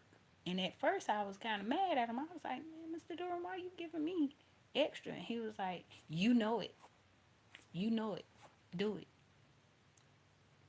And it was so funny because I would do it so fast because it would be easy to me. It was like kindergarten work. He would give us worksheets with like pictures on it, and he would say, "Put put the word in Spanish on the side of this picture." And I would do it so fast, and he was like, "See, I told you, you know it. I told you, you know it." And I'll never forget, Mystical came out with a song that year called "Here I Go, Here I Go." And I asked Mr. Durham one day, I was like, "How you say here I go in Spanish?" And he was like, "See, I told you you really need to get into these languages."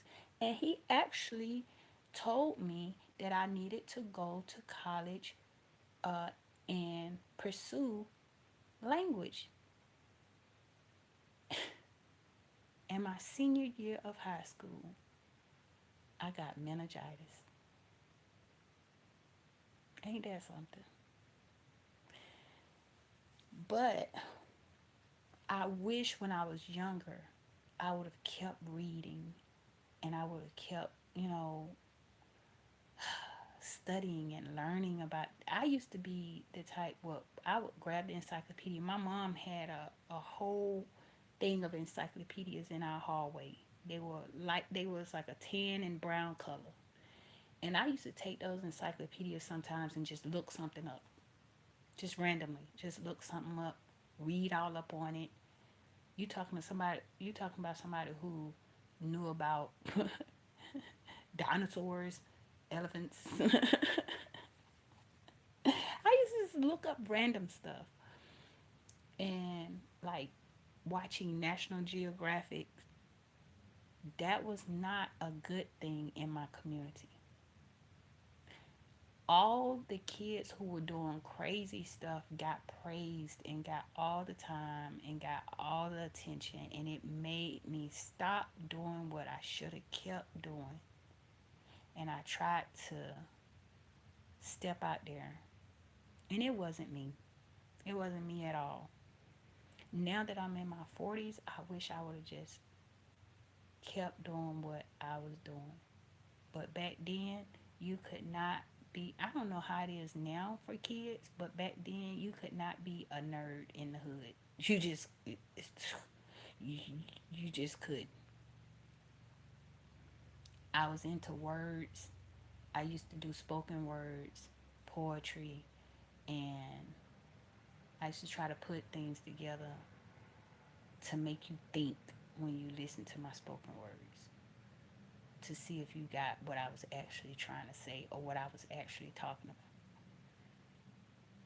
And I had some people around me that would act like they're kind of supporting me a little bit. But if I was to ask them to come to one of my spoken words events, or if I was to ask them, can I have family that's in music? If I would ask them, hey, can I get a little studio time so I can put some music behind my spoken words or whatever? It was always like I don't know. Now, mind you, I'm family. I'm not talking about down the line. I'm not talking about I only see you once every year or once every 2 years. I'm talking about like family. Y'all, I could have gone so far in life if I had genuine love around me. Genuine love. Not talking about the fake love, not talking about the fake smiles, the fake hugs. I'm talking about genuine, if you fall out, I will catch you love. Not that if you fall out, I'm finna go and tell the whole family that you was probably high. That's the type of family I got. I'm the one that didn't do anything, went in the streets or whatever, but they would believe the streets over me. If I was the pastor, I always have been the sickling. So that's the scary part about it. I always have been a child that would get sick easily. I'm talking about the type of love that if I was to pass out, I have the type of family that would run with gossip before they genuinely hear me out. And if I say no, I literally felt something from the inside. I felt like I was about to pass out. I reached out to you. I called your name. I told you I felt weird. I told you I felt like something.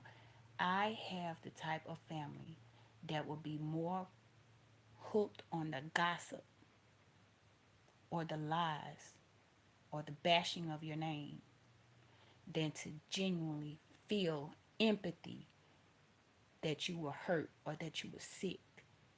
Me going through cancer, I can count on one hand how many family members really, really reached out to me or who really even picked up the phone to call me.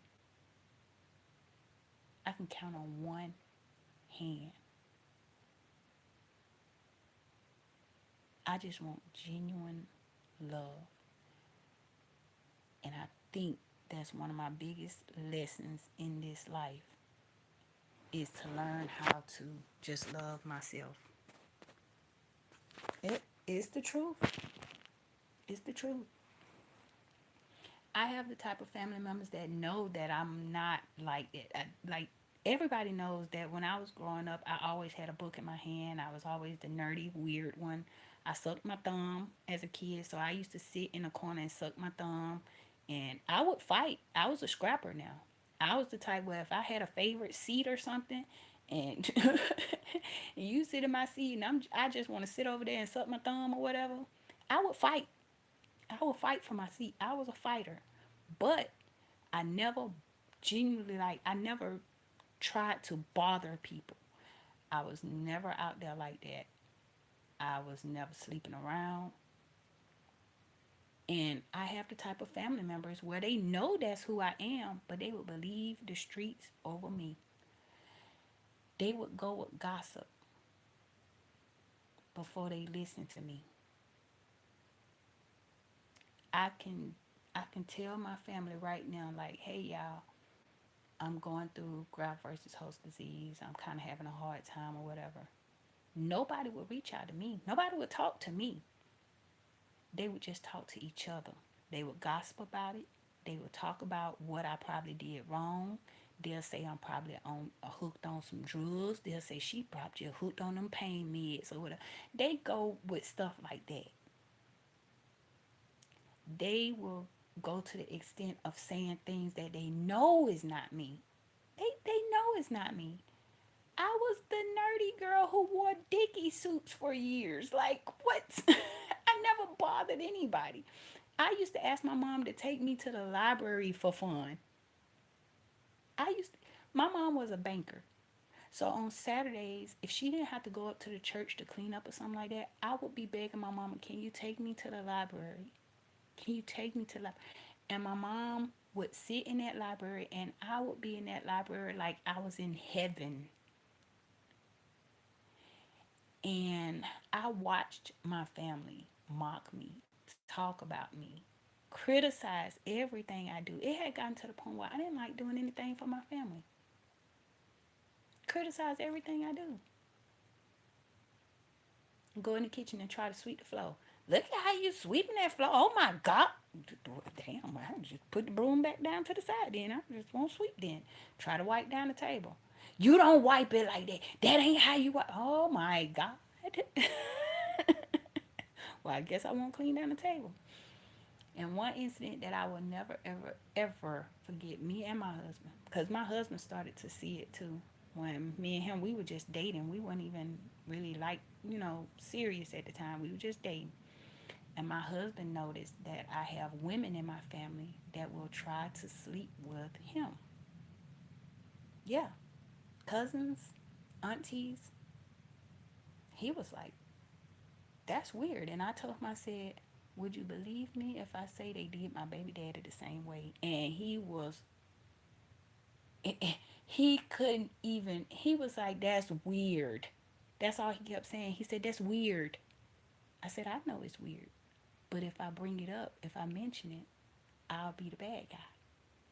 So My grandmother, she stayed in a house that she'd been in for years, and when she was living, rest her soul, she told me she don't want anybody to give up that house because my granddaddy did poured all the concrete and he did a lot of addition to the house so that he can have his chicken coop in the back.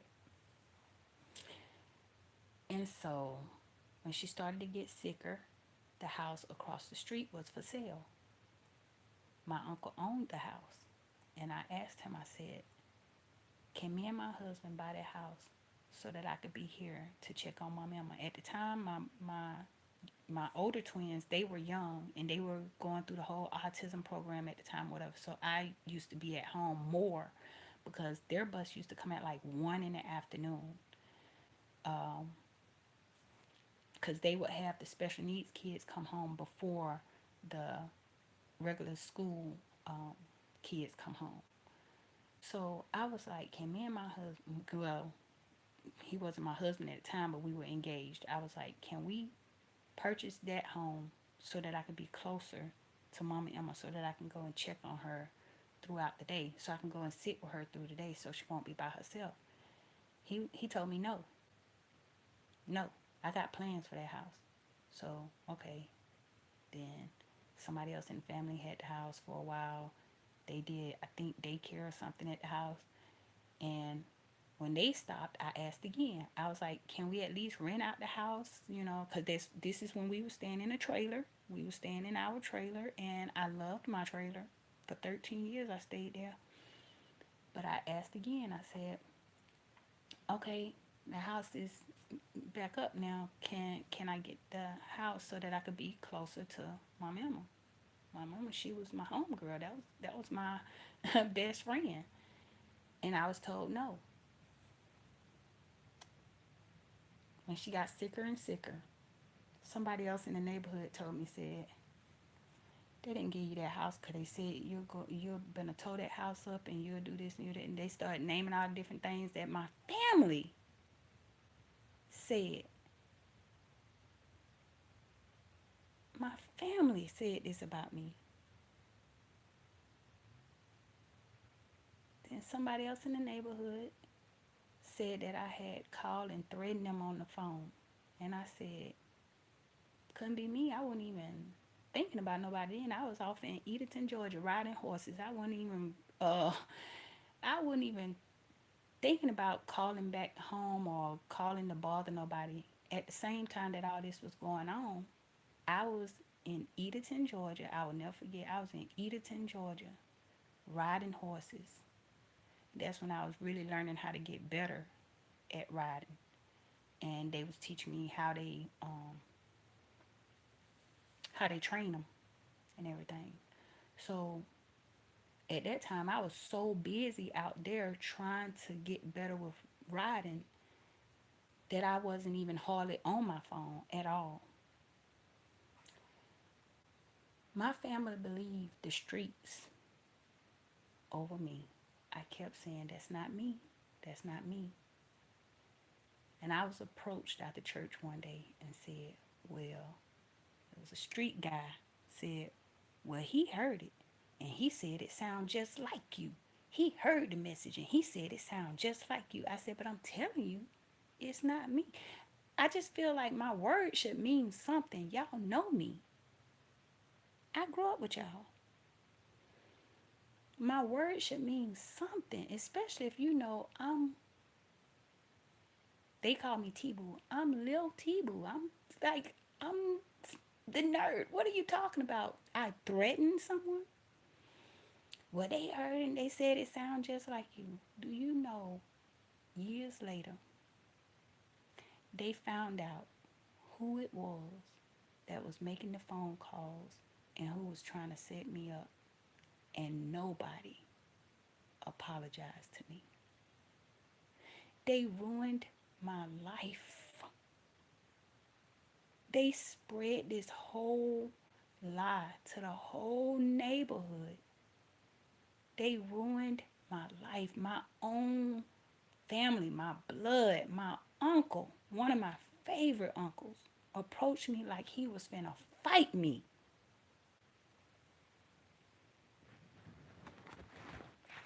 over a voicemail or something that was said over the phone. They ruined my life. And I could have served time for that.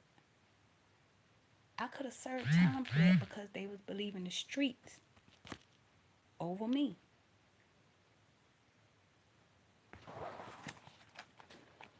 When I tell people what all I've been through in my life, they don't believe me.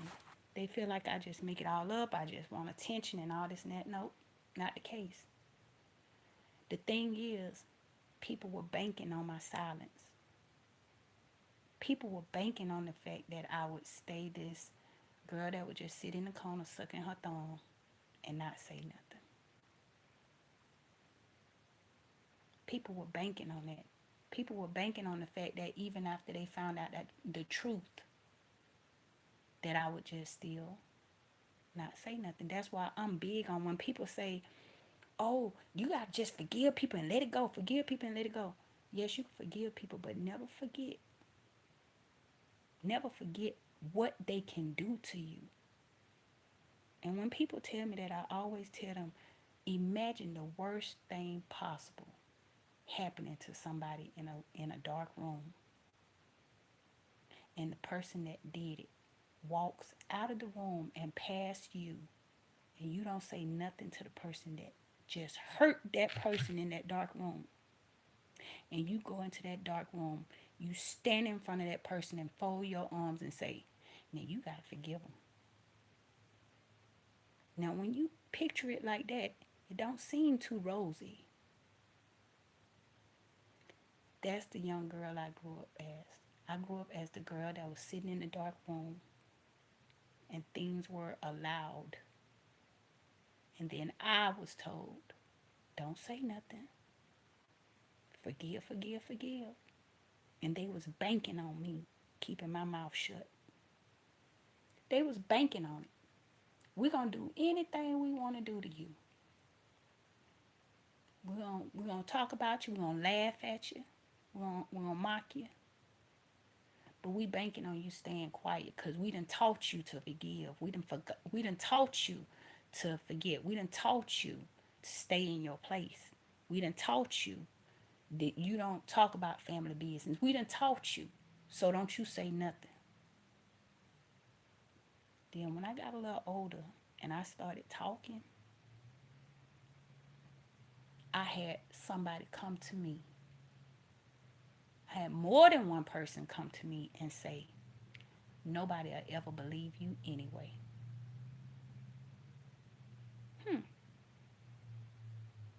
So y'all can keep up with this whole little, and I'm not talking bad about Christians or whatever, but some Christians, some of y'all Christians can go ahead with this whole little, you gotta forgive, you gotta forget, you gotta forgive, you gotta forget, and you're not teaching the person how to forgive. You're not actually consoling the person that's been through nothing.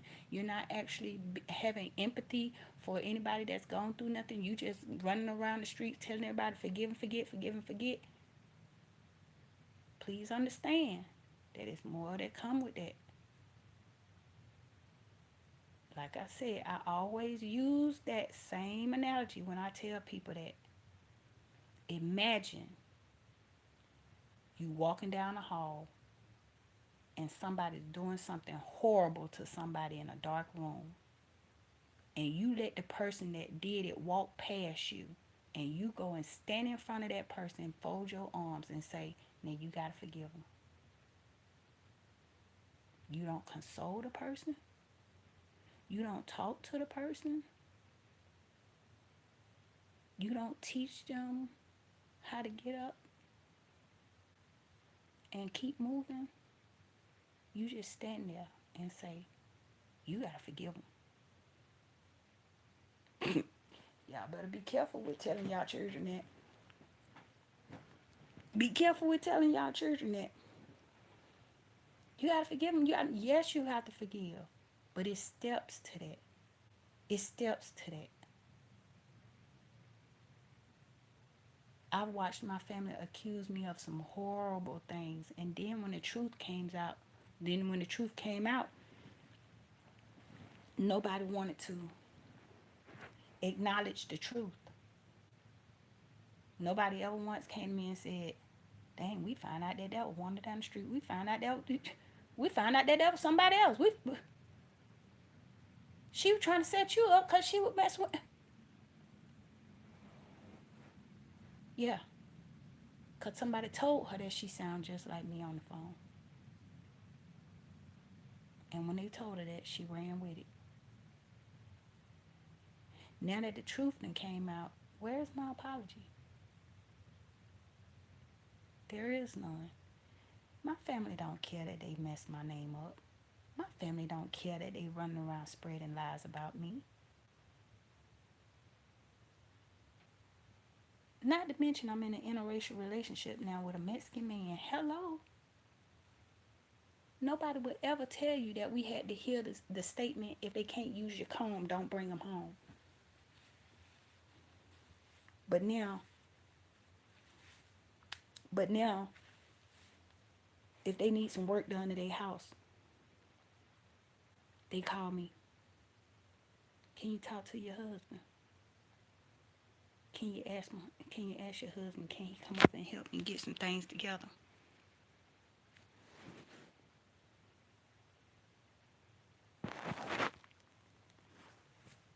Trying to tell you.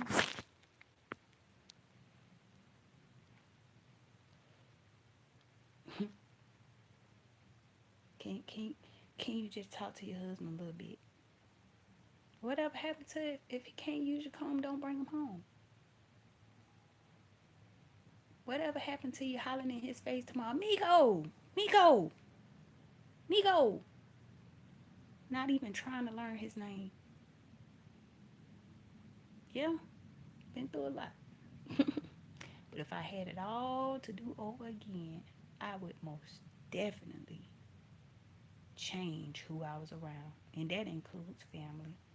Family, close friends, those homegirls I was hanging around who was okay with me just put my whole life into always being there for them, helping them. I did not have not one friend that said, hey girl, I thought you said you was gonna go back to school. Let's get started on that. Let's what's going on with that. I did not have one of those type of friends. I was that friend. I was that friend that if you said you wanted to go to college, I would be reminding you. If you called me that morning, I'd be like, so did you go down there? What they say?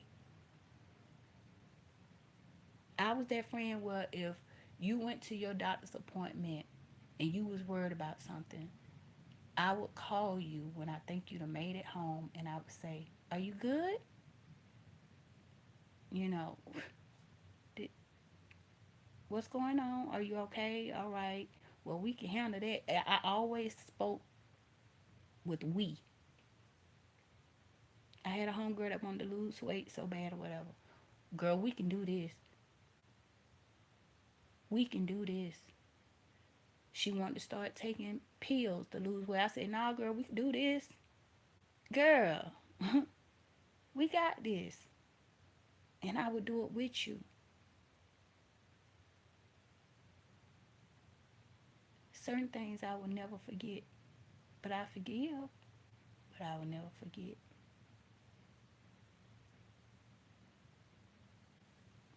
I ain't gonna never forget the positive either. I had a cousin, and I will mention that. I had a cousin that she saw that I could drive really well, and I didn't have my license. Just hot boxing it. I was just riding. I didn't have my license. I had a permit, and I had a cousin that had just got her a car, and it wasn't nothing fancy or nothing. But she called me and she was like, "If you need to get your license, come on and do it in my car. I'll take you up there." And that's how I got my license. My cousin took me up there in her little car.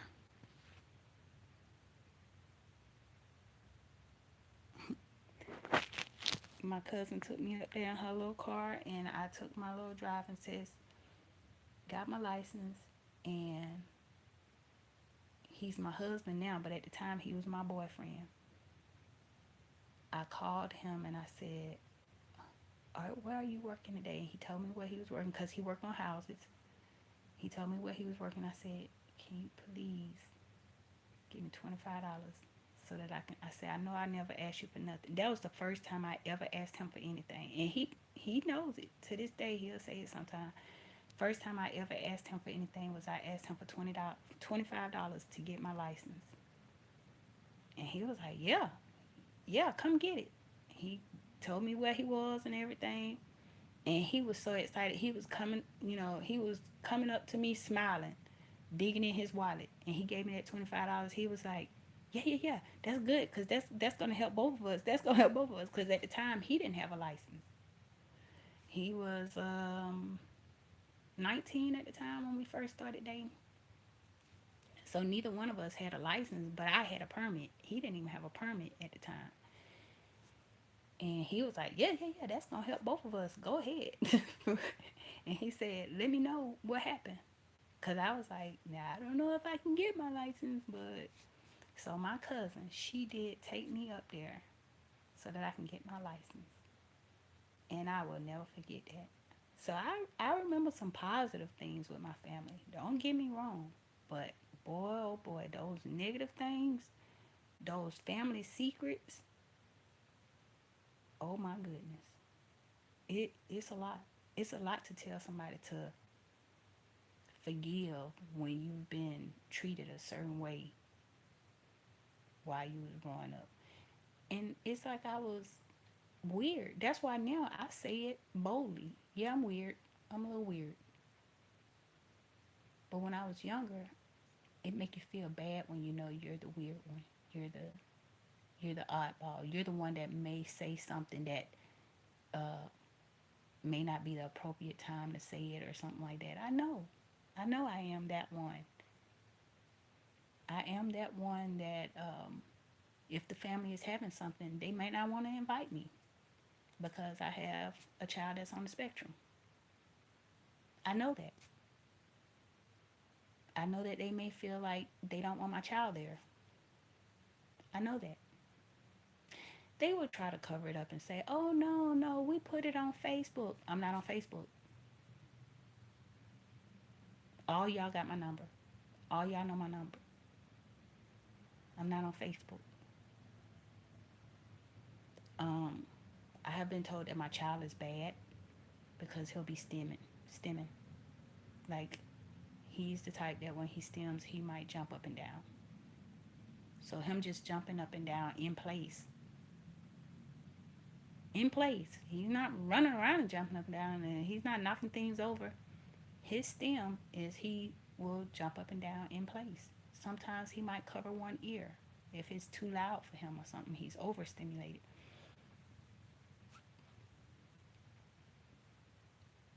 People will have birthday parties, picnics, all type of events, and I wouldn't know anything about it. And then they will have the nerves to say, y'all don't even call me. Y'all don't even come to my stuff. You never invited us, so we just figured you just want to be left alone. You want to be to yourself. Oh, but you make sure you invite the people who you feel like have a name. Oh, you will go to their events, even though they live all the way across town. Y'all know how hurtful that is when you have something and you live close and nobody shows up to your children's birthday party. None of your family. They family from the other side will come, but your family won't come. But if the family member that's a rapper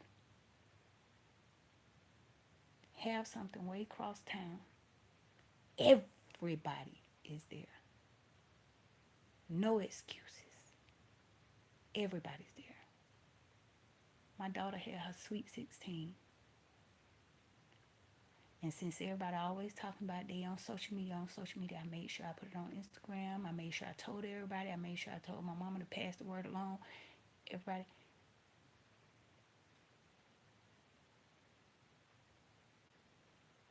Yeah. Candy K all day. So it's like I'm a firm believer in not pushing people to forgive. That comes with time. That comes with compassion. That comes with understanding. You don't know what all somebody done been through. I wish I could change so much when I was growing up. I wish I would have walked away from a lot of things. People are like, oh no, no, no, you shouldn't say that. You shouldn't say that. How you gonna tell me what to say? How you gonna tell me what to feel?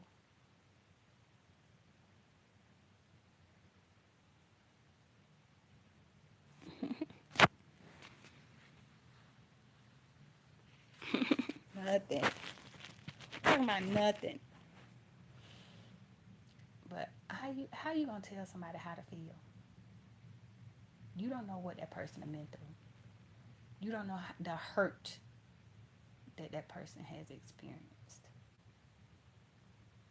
You don't know the isolation. I've been through all of it.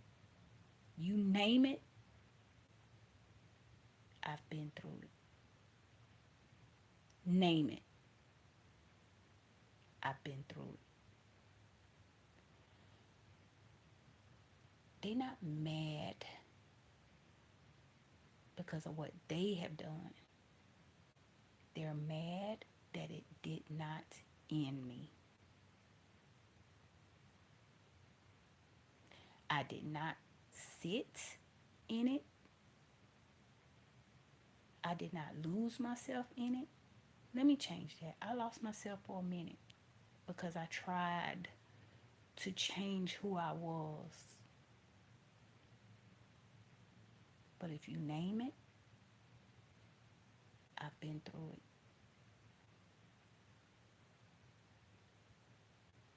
I've been through a lot. And I told my mom one day, I said, I think I scared her, but I just had a moment. And I told my mom, I said, I don't know why God keeps me here. Because even if I'm doing nothing, just like now, I sit in my room all the time. I get up, I clean, I cook, I take care of my babies, and as soon as my husband come home from work, I come back to my room, take a shower, and lay down. I can be doing totally nothing to anybody,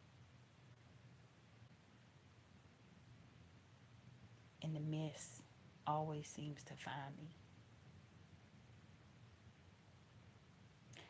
That's why I'm glad that one time my husband was sitting on the bed with me. I was so happy that it happened while I was right there. Somebody called my house phone.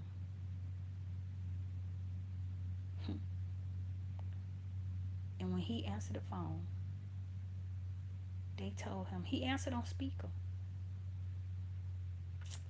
They told him, I see her. I see her. She with another guy.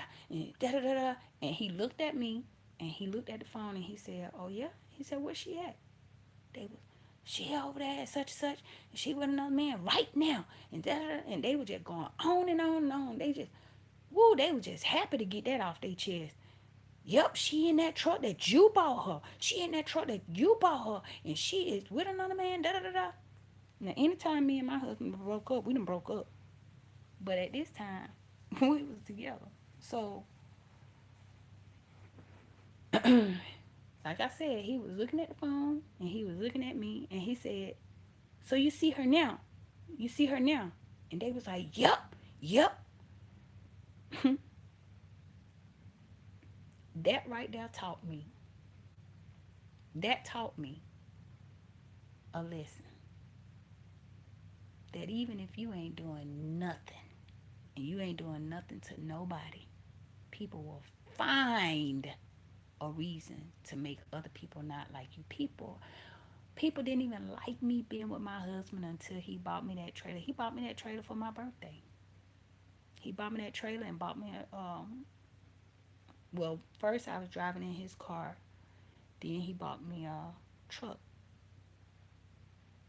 When he started buying things for me and started taking care of me, because we were engaged to be married. Then when we got married and everything, that's when people started wanting him. That's when people started trying to make me out to be such a horrible person. Ooh, I want to say much more, but I'm not. But I had my own blood try to convince my husband that I was no good and he need to leave me alone and that she was better. Family, blood, blood. Okay, I be trying not to say your name.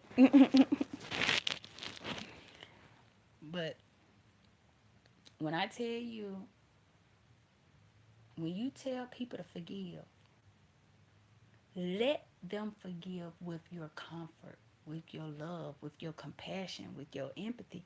Don't don't stand there with that fist, with that stern fist, and you gotta forgive. You gotta forgive. You don't know what all that person have been through. You better love that person, comfort that person. Like people say, what would Jesus do? What would he do? What would he do? He wouldn't be yelling at the person, telling them they better forgive. He might say it just as cool and calm as a cucumber. Forgive. See, it's a difference. It's a big difference.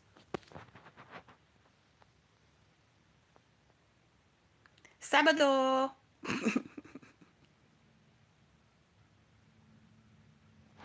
And I'm gonna stay on him for a while too. Yep. Yep. But when you telling somebody to forgive, make sure you add in there that empathy. Let them know that it's not okay what they've been through. Because I'm going to be honest with y'all, coming from the person that was constantly being told to not say nothing and to forgive, when somebody came at me with that whole, you got to forgive, with that type of mentality, it made me worse. It made me want to I was mad at everybody then. Because now I'm mad at the people who have done me wrong, and I'm mad at you because of the way you came at me. You came at me like I was the person that was doing something. But it was a big difference when my grandmother would sit and talk to me. And she would tell me, in time heals all wounds. In time, you'll be able to forgive. But you got to work through this pain or else it's going to sit on you. That's the way I was taught to forgive. I was taught to forgive with time.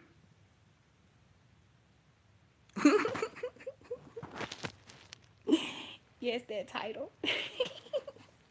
Last night, me and Lil Renee, we was in here on live, and I had to delete that live because her and Cinco just kept on saying their real name, and I try not to say my children's first name too much. I know I've slipped up a couple of times, but they kept on, and yeah, my daughter who went no contact with me came back home, y'all. She's been here now for, I want to say, about 3 weeks, 4 weeks, and I haven't mentioned it. But all this what's going on with these children, talking about they going no contact with their parents, no contact, that's a spirit. That's a spirit, especially if you know your parents have never done nothing to you, but you listening to these little rich kids who talking about they going no contact with their parent, they emancipated from their parents and all this and that, and you got parents in your life that will do whatever for you and been taking good care of you.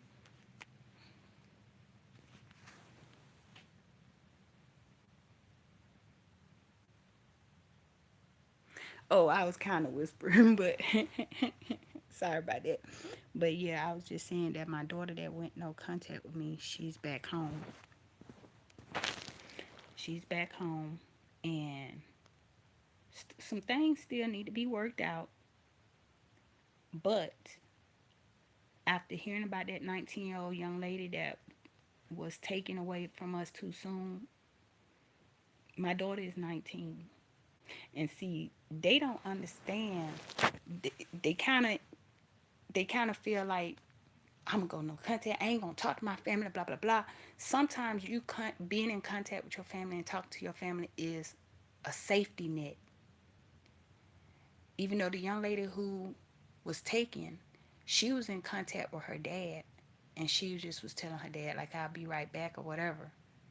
Then they have her on camera going talking to the guy in the SUV and getting in the passenger seat with them, never to be seen again. My 19-year-old, she has that mentality of I'm grown, which yes, legally, some things, yes, you are grown. However, your parents, I keep telling my kids, your parents are your safety net. Don't ever let nobody convince you, especially if you know you have the type of parents that's not uh, crazy. We not doing some of this stuff we see on the news and all that. We feeding y'all, and then they got this thing where now they try to, ain't that what you supposed to do? Y'all need to chill with that, cause that's a spirit going around where they trying to separate families. They trying to separate people who are genuinely there for you. Exactly. Okay, lounge. That's exactly what I'm hitting at. When you of a certain age and they trying to convince y'all young folks out here that you grown, you could do whatever you want to do and you don't need your family, you go no contact and all this and that. And then there they got y'all calling your family toxic and narcissist and all this and that. They got y'all in such a disarray to the point where you are losing your safety net. That's a safety net. It's a spirit, it's a spirit, and they are trying to separate y'all so that they can devour you. They are leading y'all down a path of nothing but destruction and endings for you. I'm trying to watch my words carefully because we on this app.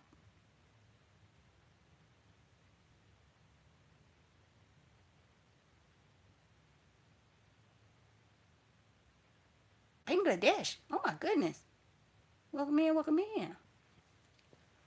Yeah, but I really want the youth. We got to stay prayed up for the youth. I really want the youth to know that if you have elders or family members around you that really have your back, don't let nobody convince you otherwise. Don't let these people around you convince you that your parents toxic because they tell you to clean your room. Your parents are not narcissists because they get frustrated and they might fuss at you from time to time. That's not a narcissist. That's a human being that's tired of putting up with mess. Y'all running around here, you want everybody to respect your boundaries and your what else they calling it? Your what they calling it when they say you gotta call them by their new name, not their dead name and all this and that. Look here. You can't you can't dance all over somebody else's boundaries and then want them to respect your boundaries. It don't work that way.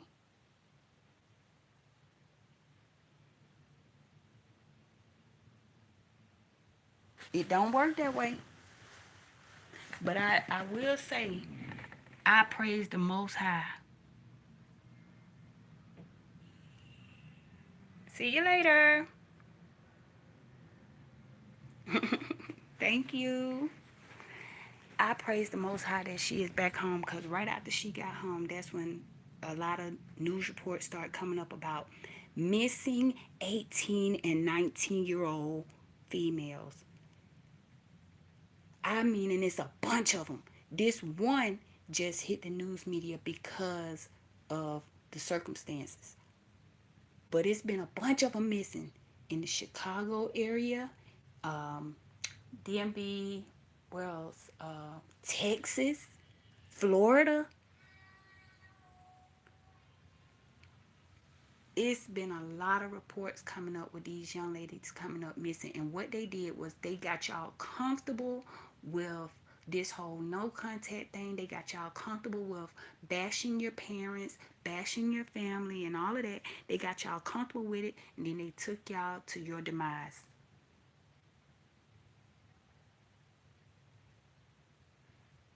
Yes, it's so many.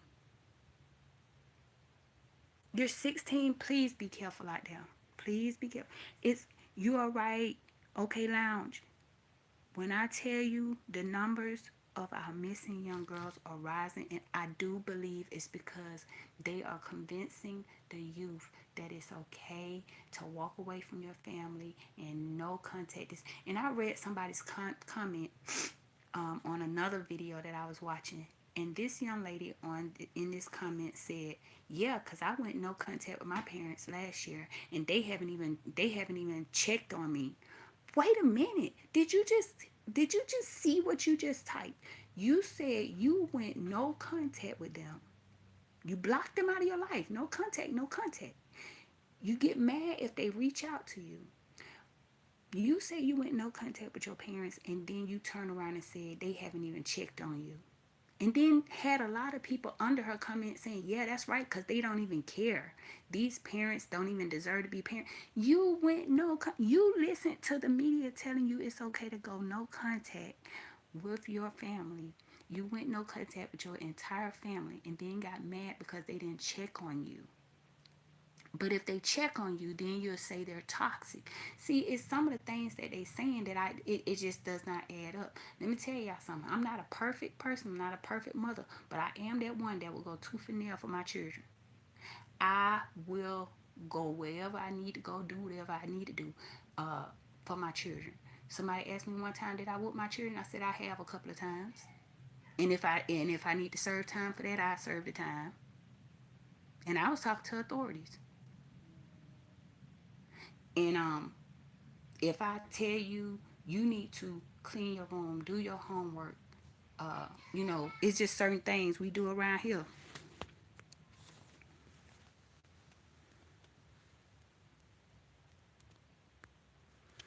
If it's certain things that we do around here and you get the attitude like I ain't gotta do it, I ain't gotta do right in school, I ain't got and you getting sassy, I'm gonna put you in line.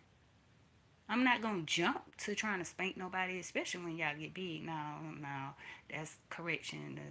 I don't do that because you're big now. You should know right from wrong. But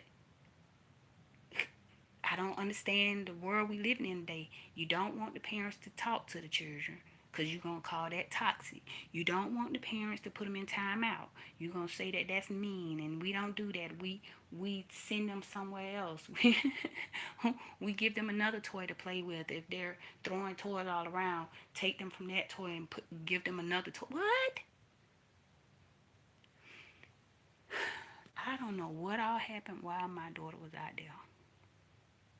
But I will say this, she's back home now, and I'm going to just take it for what it is.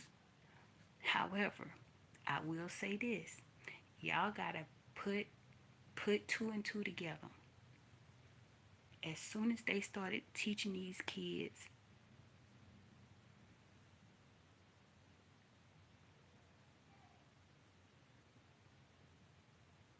at, at 11 telling people that they parents narcissist. See, that's what I'm talking about. That right there, that whole narcissist word is being thrown around, and toxic is being thrown around. Everybody out here trying to diagnose somebody. If your parents tell you to clean your room and do your homework and get off that game or give me your phone, they showed another video where this boy wrecked his mama's whole house because she took his phone. He took a hammer and broke her toilet, broke her mirrors, tore up her dressers. I mean, he went ballistic because she took his phone. Exactly. You have no clue at 11. Okay, lounge. When I tell you they are going ballistic and they are leading these children down a path that is nothing but destruction, and then they'll turn around and say, well, what the parents do, that start at home, that start at home. You can teach your children all day long the right thing to do. If they get out in the world and have other grown people telling them, you ain't got to do that. Oh, that's toxic. Oh, that's crazy. Or that's abuse. It's abuse because I'm making my daughter learn how to clean up after herself as a young lady. It's abusive if I'm telling my children before you get on that game, you need to complete your homework. I'm looking out for their future. You gonna go out in the world and listen to your peers and your half hoochie teachers, because let's not get it twisted. I've been looking at this whole thing now where the teachers even going to school with they tail and they boobs hanging out. They looking for attention. These are the same teachers that'll tell your child that, oh, your mom makes you do that. Oh, that's wrong. What?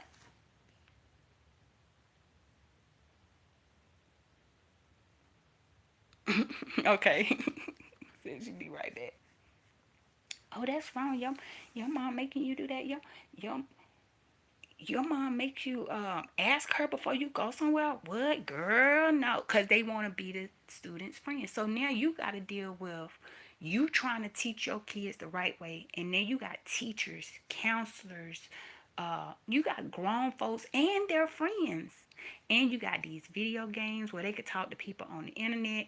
You got all this coming against you as a parent. So now I don't blame the parents. When I see a child getting irate and doing all this crazy stuff, I look at that child. I sure do. Accountability. That's what it's called. Take accountability for your actions.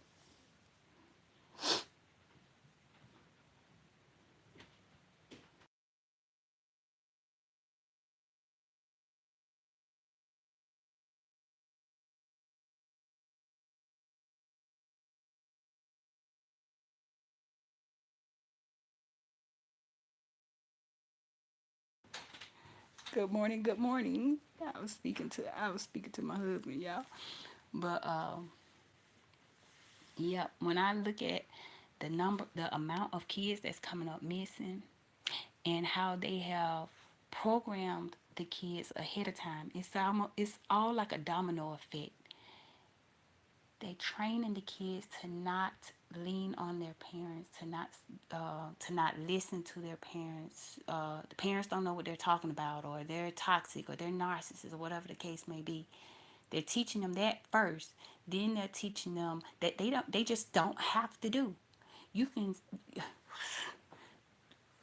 think something now. Wait till your children get older and you really just trying to give them that little leeway. As a parent, you're constantly worried about your children. Constantly. I don't care how old they. I got 24-year-olds and I still be like, let me call and see what they got going on over there. I try to get them their space, but at the same time, when I get to looking at the news, I be like, let me call my boys.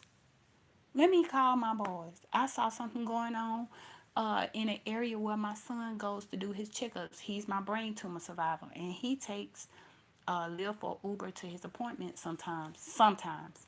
So when I saw something going on down there by where he does his appointment, go for his appointments, I went to go check on. I called him, and he was like, "Oh no, mom, I'm not down there." So since he wasn't down there, I could breathe a little bit better.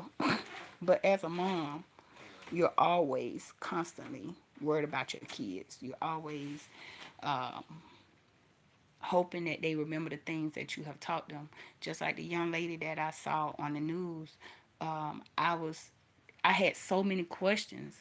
Like, young lady, you got too much going for yourself. Why are you even? Not, and I'm not victim blaming. I'm not victim blaming because Lord knows my heart sunk when I saw that story.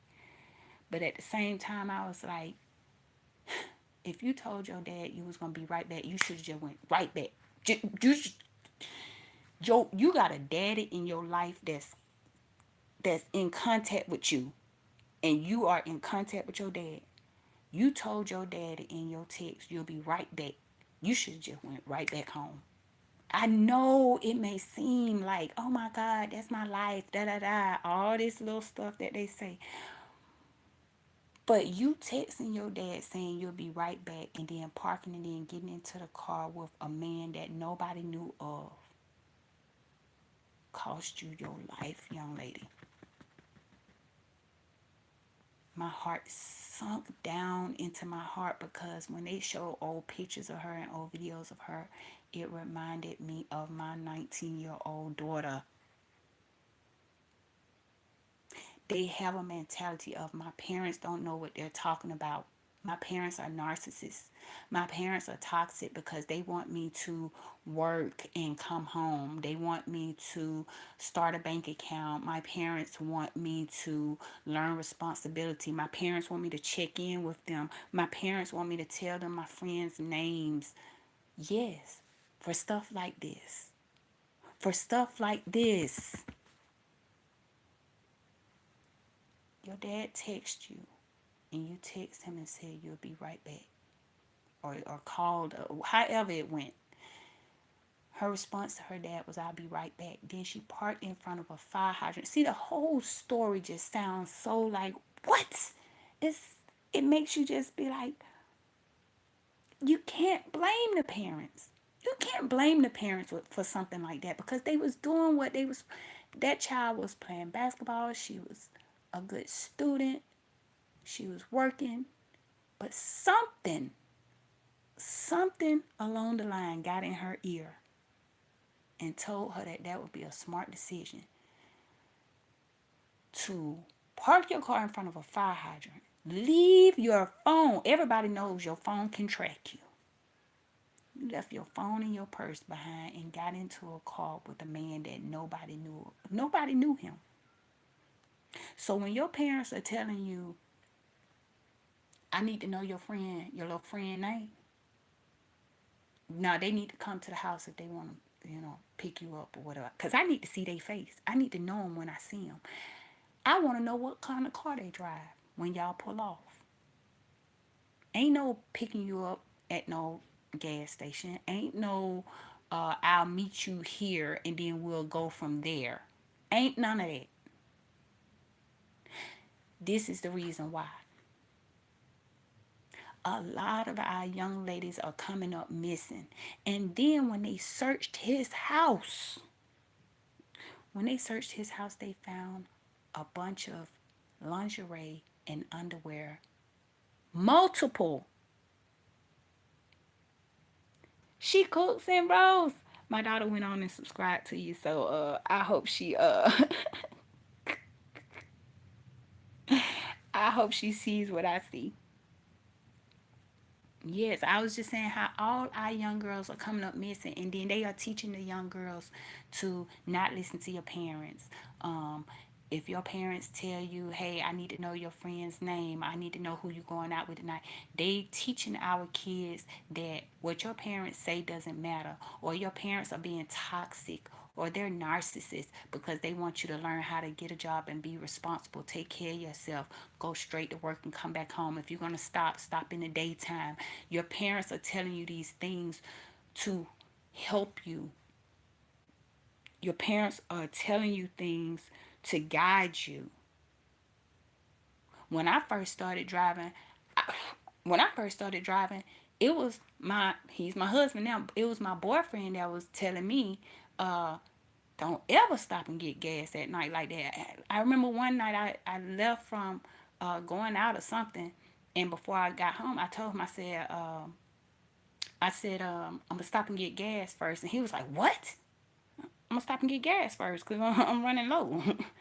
And it was my boyfriend at the time that told me, "Don't ever stop at night to get gas. I would rather for you to get gas in the daytime or in the morning when all the people that's going to work are out and getting gas and stuff. That way it's more eyes, it's more, it's brighter, it's light."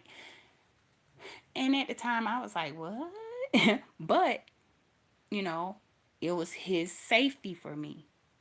It was his safety. He was like, don't do that. Don't don't do that. So he had gotten to the point where he would fill up my tank on Sunday. He would fill it up.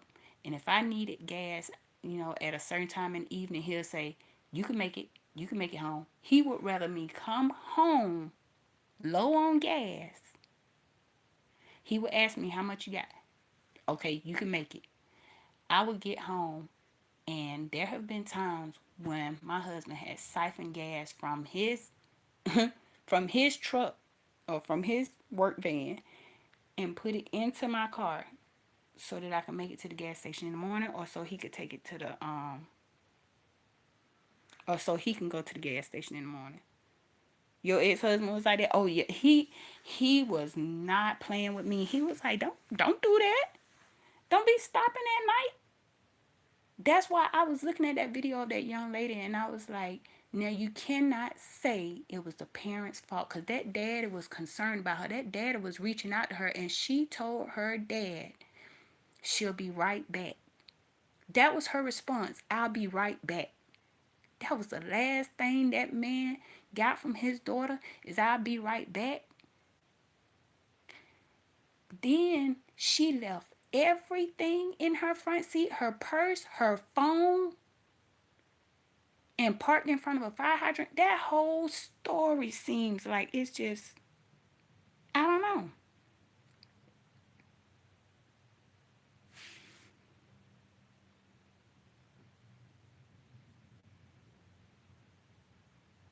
Okay.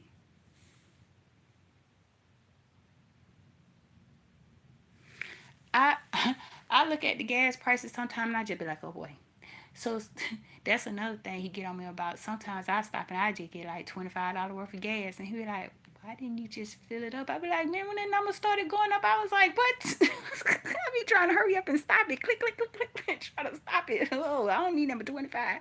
Now, when I was doing DoorDash, I used to fill my tank up because I used to sit in the Walmart parking lot and wait for orders to come through. And I used to give myself a limit every day. I used to say, okay, well, I want to make at least 80 bucks today. Or I want to make at least, I would give myself a cap off to when I'm going to stop door dashing. So sometimes I would be door dashing till the evening. And one day he rode with me while I was door dashing. And when he saw that I was delivering some people groceries when it was starting to get dark and stuff, he was like, mm-mm. He said, you need to, instead of having a money cap off, you need to have a time cap off. He was like, instead of saying, I'm going to DoorDash until I hit 80 or 100 bucks, he said, you need to say, I'm going to DoorDash until 5. Because I know it's going to start getting darker around 6. And he stayed with that. He was just like, I'm not moving on that. You need to stop door dashing in the evening because it's dark. And when he went with me at night when I was door dashing, he started helping me unload people groceries and stuff. And he was like, you can't even hardly see these people's address. And I was just like, I know, like some of the houses are like that. You can't see it until you write up on it. And he was like, that's not good. That's not good. He say that all the time. That's not good.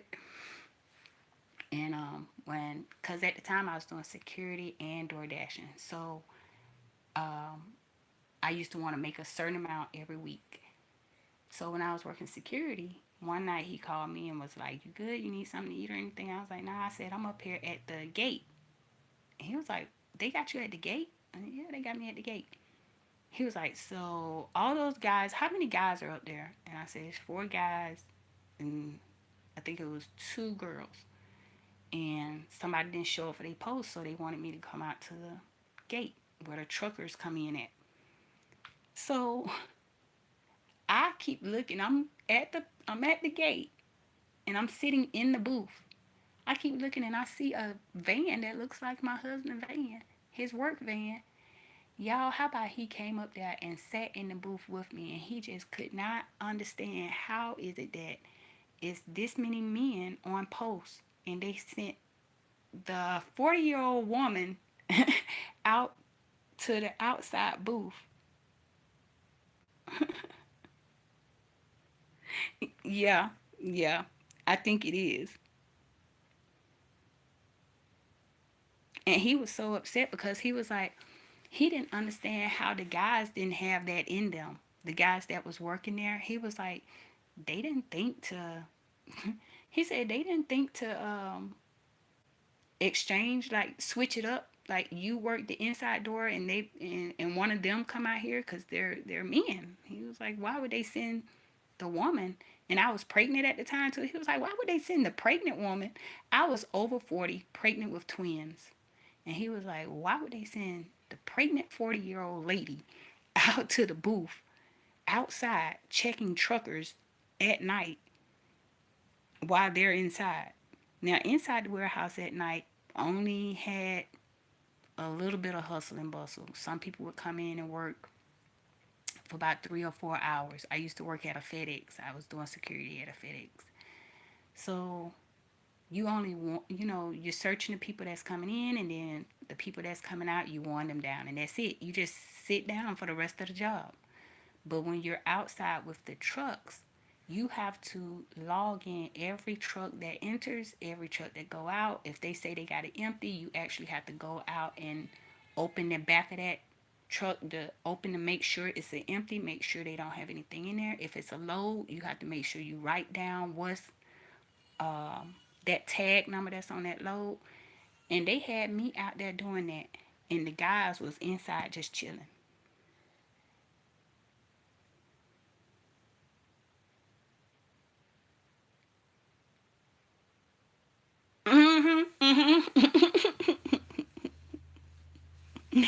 Yep, you are right. And when I tell you, it's so funny because he was like that when we were just dating, and I was not used to that. I was not used to having somebody around me that say, "Wait a minute, what you doing?" I was used to always protecting myself, defending myself, and or if I felt like I couldn't defend myself or whatever, I would just stay back. But when I got with him, he would just ask me. He'd be like, "Well, what made you do that? Why did you do that?" That's what he was saying. Like he have a deep, deep accent. So he was, "Why would you say that? Why you do that? Why? Why? ¿Por qué? ¿Por qué?" And I would be like, "I don't know. I didn't want to cause any issue."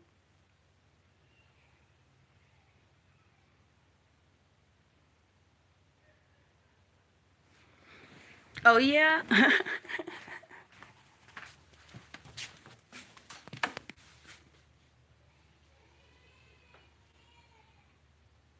Yep, I was working security at the gate also.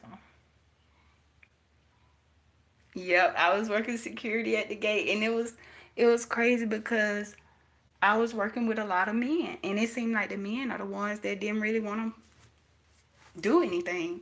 So I would go out there, and of course, all the truckers would be like, "Hey, sweet thing," be like, "You got a load or empty?" I was so over it. Load or empty. All right, go ahead. It was like I was so over it. Whatever. Let me just clock in, do my job, clock out, and go home. Okay. But I loved it. I loved my job. I loved working security. I actually want to get back into security again. And I'm supposed to be at, well, I've actually gotten back into it. I just can't get into it the way I want to right now. So, yeah, they be like, "Hey, sweet thing." How you doing there, girl? What you doing out here? Sometimes some of them be telling you about their crazy stories. Man, I just came back from so and so and got down on that mountain, and I thought I wasn't gonna make it down that mountain. And you be sitting there like, load or empty. Some of them were really nice, and I would actually get to know them. You know, some of them would come through there every week. You get to know some of the faces, some of the drivers. So some of them would come through, and you'd be like, "Hey, I ain't seen you since last week. How did that go?" Or if they know they had an anniversary, I know they had an anniversary or something, I say, "How did the anniversary go? Did your wife love it?" Or I had one guy tell me, "I got an anniversary coming up, and my wife want to go to some water. But here's the thing, I don't like water." So, when he came back through, of course, I was like, Did y'all go to the water? Yeah, we went to the water. But y'all, I have been just yapping and yapping and yapping. Y'all know I'm trying to get some hours in. I'm really, really trying. There's a lot of financial issues that's coming up. So I'm really thinking if I get this YouTube thing together, I can at least bring something into the household. Now we just found out that I have to pay cash to go through the evaluation process for my twins. And that's why I'm trying really, really hard now to bring something in from um, from this platform. And I'm going to start back door dashing. But I only have maybe 2 or 3 hours through the day that I can do that because I have to do it when someone is here with the babies. But I'm going to get better. I'm going to do it. I'm going to do what I have to do because we have to get these evaluations done before they can start school because they are nonverbal. So I'm going to do what I got to do. But yep, it's crazy because I feel like I'm being punished. I feel like the system is punishing me for being a hard worker. I was the type that I didn't just work. I loved making money, so I would work my shift. And if somebody go through the mass text and say they can't make it into their shift or they're going to be late, I was the first one that would text my supervisor and say, do you want me to stay an extra for? Or do you want me to stay an extra shift? I'm here because I'm in my head. I'm calculating the money. I'm calculating on that. That means my check gonna be real good the next week.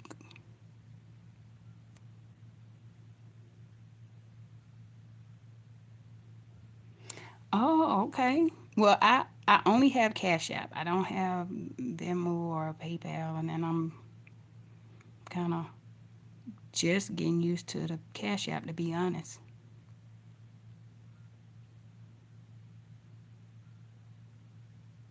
Oh, okay.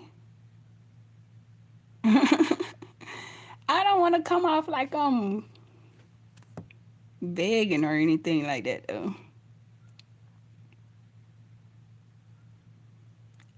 No, cause I don't want people to feel like I'm over here just down and out. I just need to kind of bring in a little income. I hate for it all to be on my husband because he's so used to both of us working. And since I've been sick, it's just been him. It's just been him. And it just makes me feel a little bad that now they're using our income from last year and year before last to say that we don't qualify for certain help. So now we just found out that the babies, they have their evaluation next week. They have to have these evaluations before they can start the ABA program, which is going to help them because they are nonverbal. They're supposed to be going to speech therapy. And we just found out that their insurance will not cover their evaluation. And we also just found out that they will not qualify me for any help because they feel like I'm not considered as disabled, even though I have issues still lingering from my treatment. They are using the fact that I used to work so many hours and I made a certain amount within a year.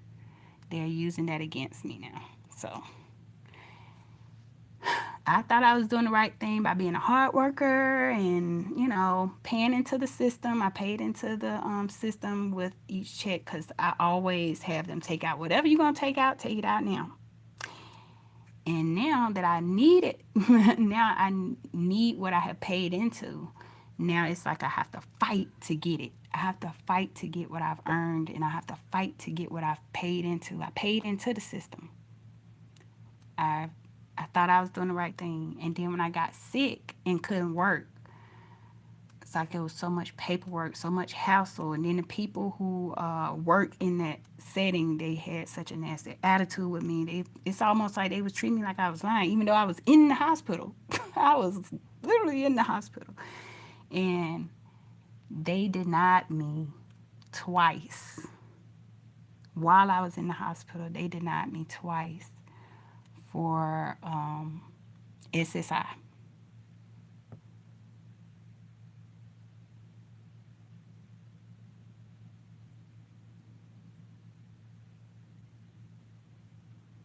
I wouldn't even know how to start a GoFundMe, but I could look it up. She said, let me say this, that it's not begging. I don't know. I'm just so used to just doing it, just getting it. And I feel trapped because now it's all on my husband. It's all on him. And he's going through issues now ever since he had his accident. So it's like, oh God, just always something. Always something. But hopefully, now that my daughter is back, hopefully that'll be a big help. And she's doing her classes and stuff now. I'm just hoping that everything works out. But I got to get my boys into this ABA program as soon as possible. As soon as possible, because they are, how can I put it? Like, they say certain words, some words, and they say little nursery rhymes, but they will not initiate conversation with us. They don't say a certain amount of words that they're supposed to be saying at this age. So I already know pretty much they're probably going to be diagnosed with autism, which I've been down this road before because my 24-year-old has autism and he is considered nonverbal. So it's just a matter of me trying to get them in the door without all this red tape, without all this, well, we don't accept that type of insurance, but we do accept this. But what you need to do, since their appointment is coming up, is they're going to have to pay cash. I'm like, what? Y'all, it is $250 each child. And I have twins for their evaluation. Then she said the evaluation is going to take about 3 different visits. So that's going to be $250 for each child for each visit.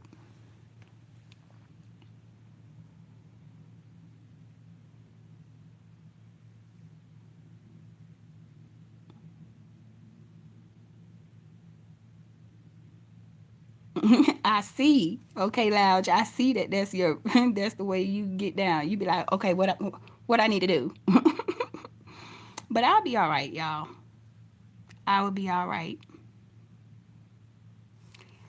I'm just gonna try to um get this whole YouTube thing going, and I'm gonna start back DoorDashing. I've already contacted them. It's nothing else I will have to do. Just update my card information. I'm going to try not to do any Walmart orders because I don't know how my health would be. So I'm just going to keep it short and simple with food orders here and there. And I'm going to try to limit myself to maybe being out there for about 2 hours when I get a chance. But I'm going to start back doing that probably next week because this this upcoming week is going to be busy because that's when my boys are going to be getting their evaluations and stuff. The week after that is when I'm going to start back door dashing. So, but I am going to let you guys go. I have been on here for 3 hours. I'm hoping that that helps with my watch time. I'm so glad y'all joined me with all my rambling and all my blah, blah, blah, blah, blah. But y'all, I'm trying. I'm trying, okay? Because when I'm trying to talk positive and just be myself, it doesn't get I wonder if I should start doing something ratchet. I'm wondering if I dress half naked and make my kitchen real, real dirty and then pretend I'm cleaning it while I'm shaking my tail feather. Maybe that'll get some views. Or maybe if I just sit in the car and just cuss people out. Nope. Maybe if I just start cussing people out all willy-nilly and, maybe that'll get some views. I'm telling y'all, people give people who they say they don't like the most views. I don't understand that. If you don't like Peach McIntyre, why y'all subscribing to her from 5 different accounts and watching her whole video to the point where you're screenshotting it and then making another video? Loud. Do I need to cuss people out like that girl there? Or do I need to give people false hope and tell them to quit their job and start YouTube? And that'll give me a whole lot of views on that video. Yeah, I might do something like that.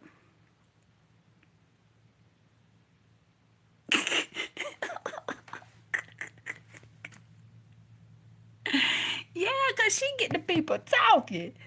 She get the people talking. She will get on here and make a complete fool of herself and her family and her husband. But she be making that money. But I can't do it because I got children. I don't want my children to be ashamed of me when we out in public. I don't want people to be like, that's that girl that be tripping on YouTube or whatever. I don't want that for my children. Now, if it's something funny, I can see. But some of these women on here, they just straight up. I watched a lady, and I watched the video. It was a short. I watched that video because I was like, where is she going with this? She went in her pure white kitchen with some long nails. She was half naked. The man came and smacked her on the butt. And in the video, she was saying, this is how I cook for my husband. He smacked on the butt, kissed on the neck. She half naked now. You can see her booty cheeks and everything. She just sprinkling stuff in the skillet with them long claw nails. And the whole time I'm thinking to myself, how you wipe your tail. If you wipe your tail with that same hand, I do not want that food. I'm sorry. I said it. Because stuff gets stuck in the nails. And and I'm somebody who used to wear nails all the time.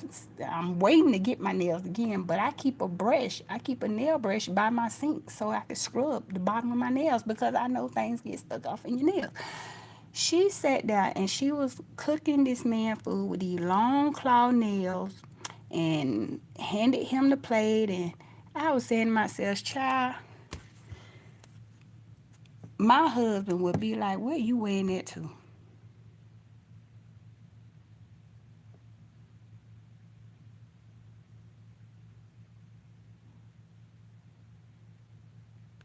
Yeah, I think I'm gonna stay with the language learning, but I gotta get thicker skin for that.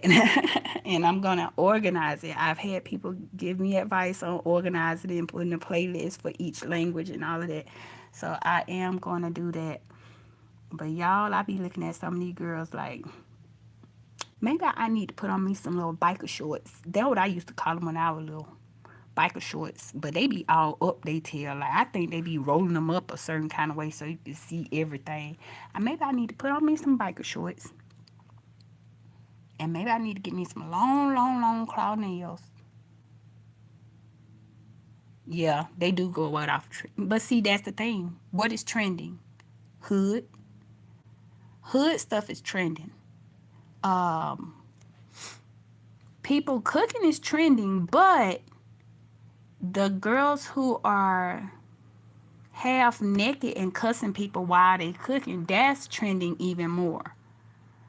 I came across a few videos where the girls will be cleaning, and while they cleaning, they doing a voiceover where they just cussing the whole time. Me and my daughter was talking about that last night. It's weird. But that's what they're pushing. They the young lady might be doing a voiceover and she be like, yeah, I see y'all hoes be looking at me and y'all be in the comments saying this and that, and shit, this what I do. I mean, and they just be cussing every other word, and it's like, okay, so this is what they're pushing. This is what's okay. And like I said, with the lady that was cooking half naked and her man coming smacking her on the butt and all that, and then she did, because I went down the rabbit hole, she did another video where she was on the Blackstone, and he come out there and he smacked her on the butt. She cooked him some breakfast on the little Blackstone grill. Y'all, I'm telling you right now, my husband would be like, oh, so you just finna show it to the world, huh? Oh, so we doing it like that? You just I don't understand what kind of man. Girl, that's your husband, and he okay with you showing your tell on the internet for some money, girl, you might well say you're married to a pimp. And I'm not saying that because I'm just hating and then like that. Because let's be clear now, my body is not bad. I just choose not to do some things.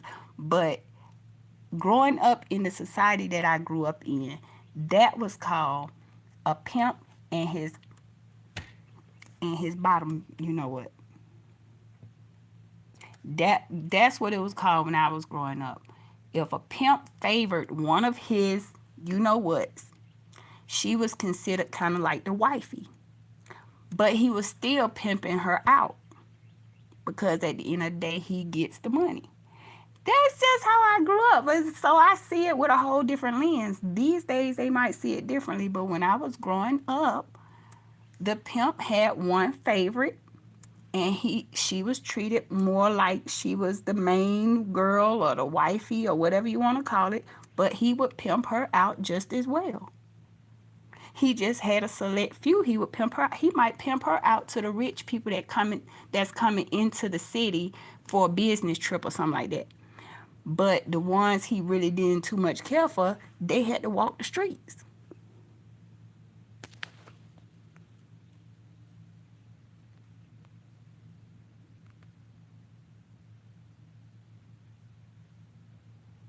Yep, the game is still the same. Ain't nothing changed. But if you was to say that these days, they would they would say you're a hater or something like that. But no, you just calling it what it is. This is what it is. This is how we grew up. So it's how I grew up watching this. So I knew. I grew up in an area where you knew who the hustle man was. You knew who the dope man was. You knew who the you know who to go to on Sunday to get your beer. If the liquor store was closed, you still knew what house to go to get your beer. Oh,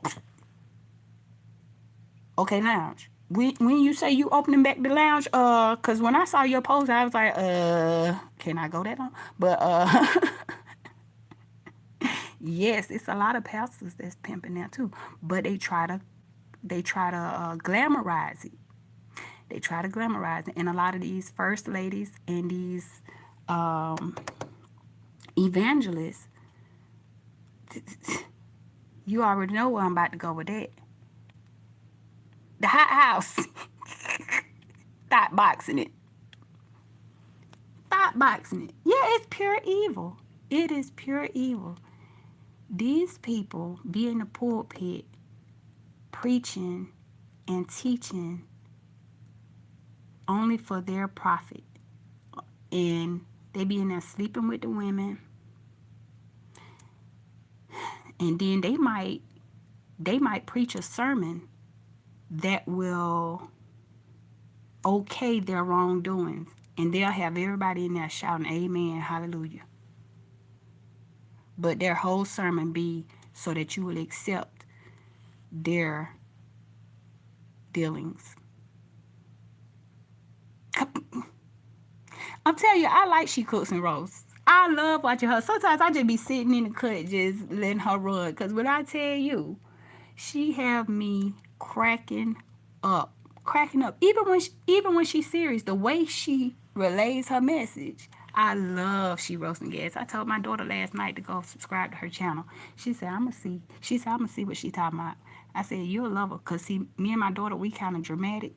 So we we love when people are real, and we also love when people are dramatic. And she's dramatic, and we love it. I love when she was sitting on her porch and had the wig on and everything, and she was talking real. She was talking that real spill. Yes, yes.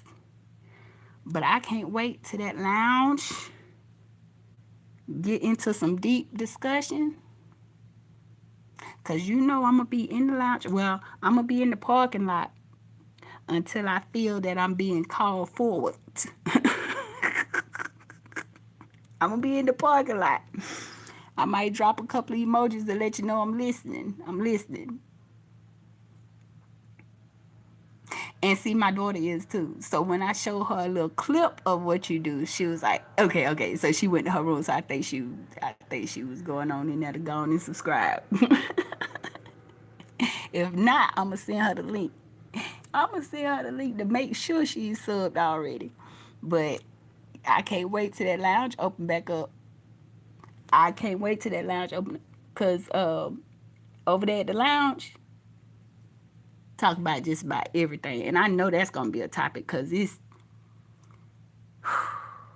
getting worse and worse. You see things for what it is, and people act like you the crazy one. You see stuff, just like when people try to put little slick comments. Please check it out. Please check out OK Lounge. All the latest news, we talk about it for real, for real. Like, we really discuss it. Not no, we just reading from an article and leave it alone. No, we discussing detail by detail, and we going into how we feel about it or any experience we done had with it. That's how we kick it over there. But yeah. So these days, it's like if you spot out, if you peep what somebody is doing or saying, they get mad at you. They get mad at you. You can peep that somebody shooting, saying certain things in your comments and try to push it off as a joke or push it off as they didn't really, mean it like that. But you peep it, you see it for what it is, so you have to address it. And when you address it, they think you wrong. Or like if somebody come up in your live with some mess, if you tell them, then don't come over here with that, they'll act like you wrong. This is my dance floor. Don't come over here two-stepping with that.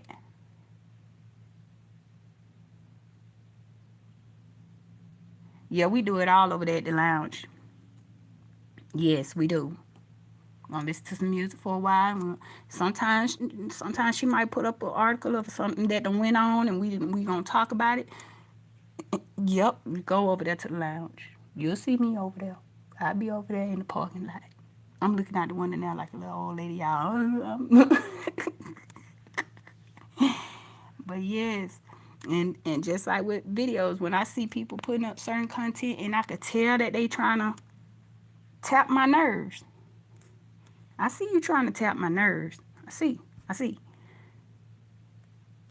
I'm going to wait before I respond. But when I respond, you going to act like I'm the worst person in the world. You probably going to get on the telephone. That's what my pastor called it, the telephone.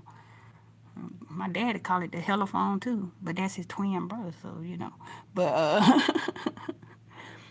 they call it the telephone. They'll get on the telephone and they'll talk about it with each other.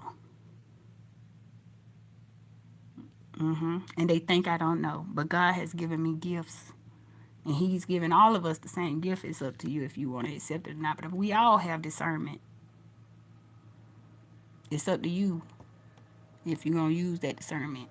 But yeah, they'll get on their telephone and they'll be talking so much smack about you because you defended yourself or because you said something that you called out. You called out that demon. You called out that demon and they mad. They gonna get on the phone and they gonna talk about you and they gonna try to convince everybody around you not to fool with you because you called out that demon. But I'm gonna keep on calling them out because that's what I'm supposed to do. That's what I'm supposed to do. I'm supposed to call it out. I'm supposed to let that demon know I see you. I see you. I see it in your eyes. I see it in your spirit. I see you. People gonna learn to stop messing with me because I'm no longer a 6-year-old little girl that's scared with her thumb in her mouth. I'm 45 years old and I done been through some things. And now that I have been given direct instructions for the Most High,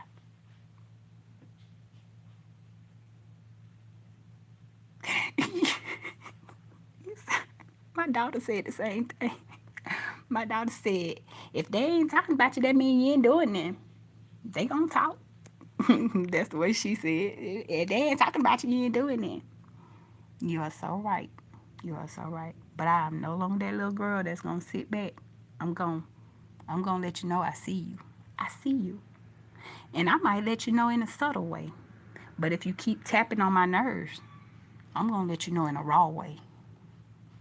So it is what it is.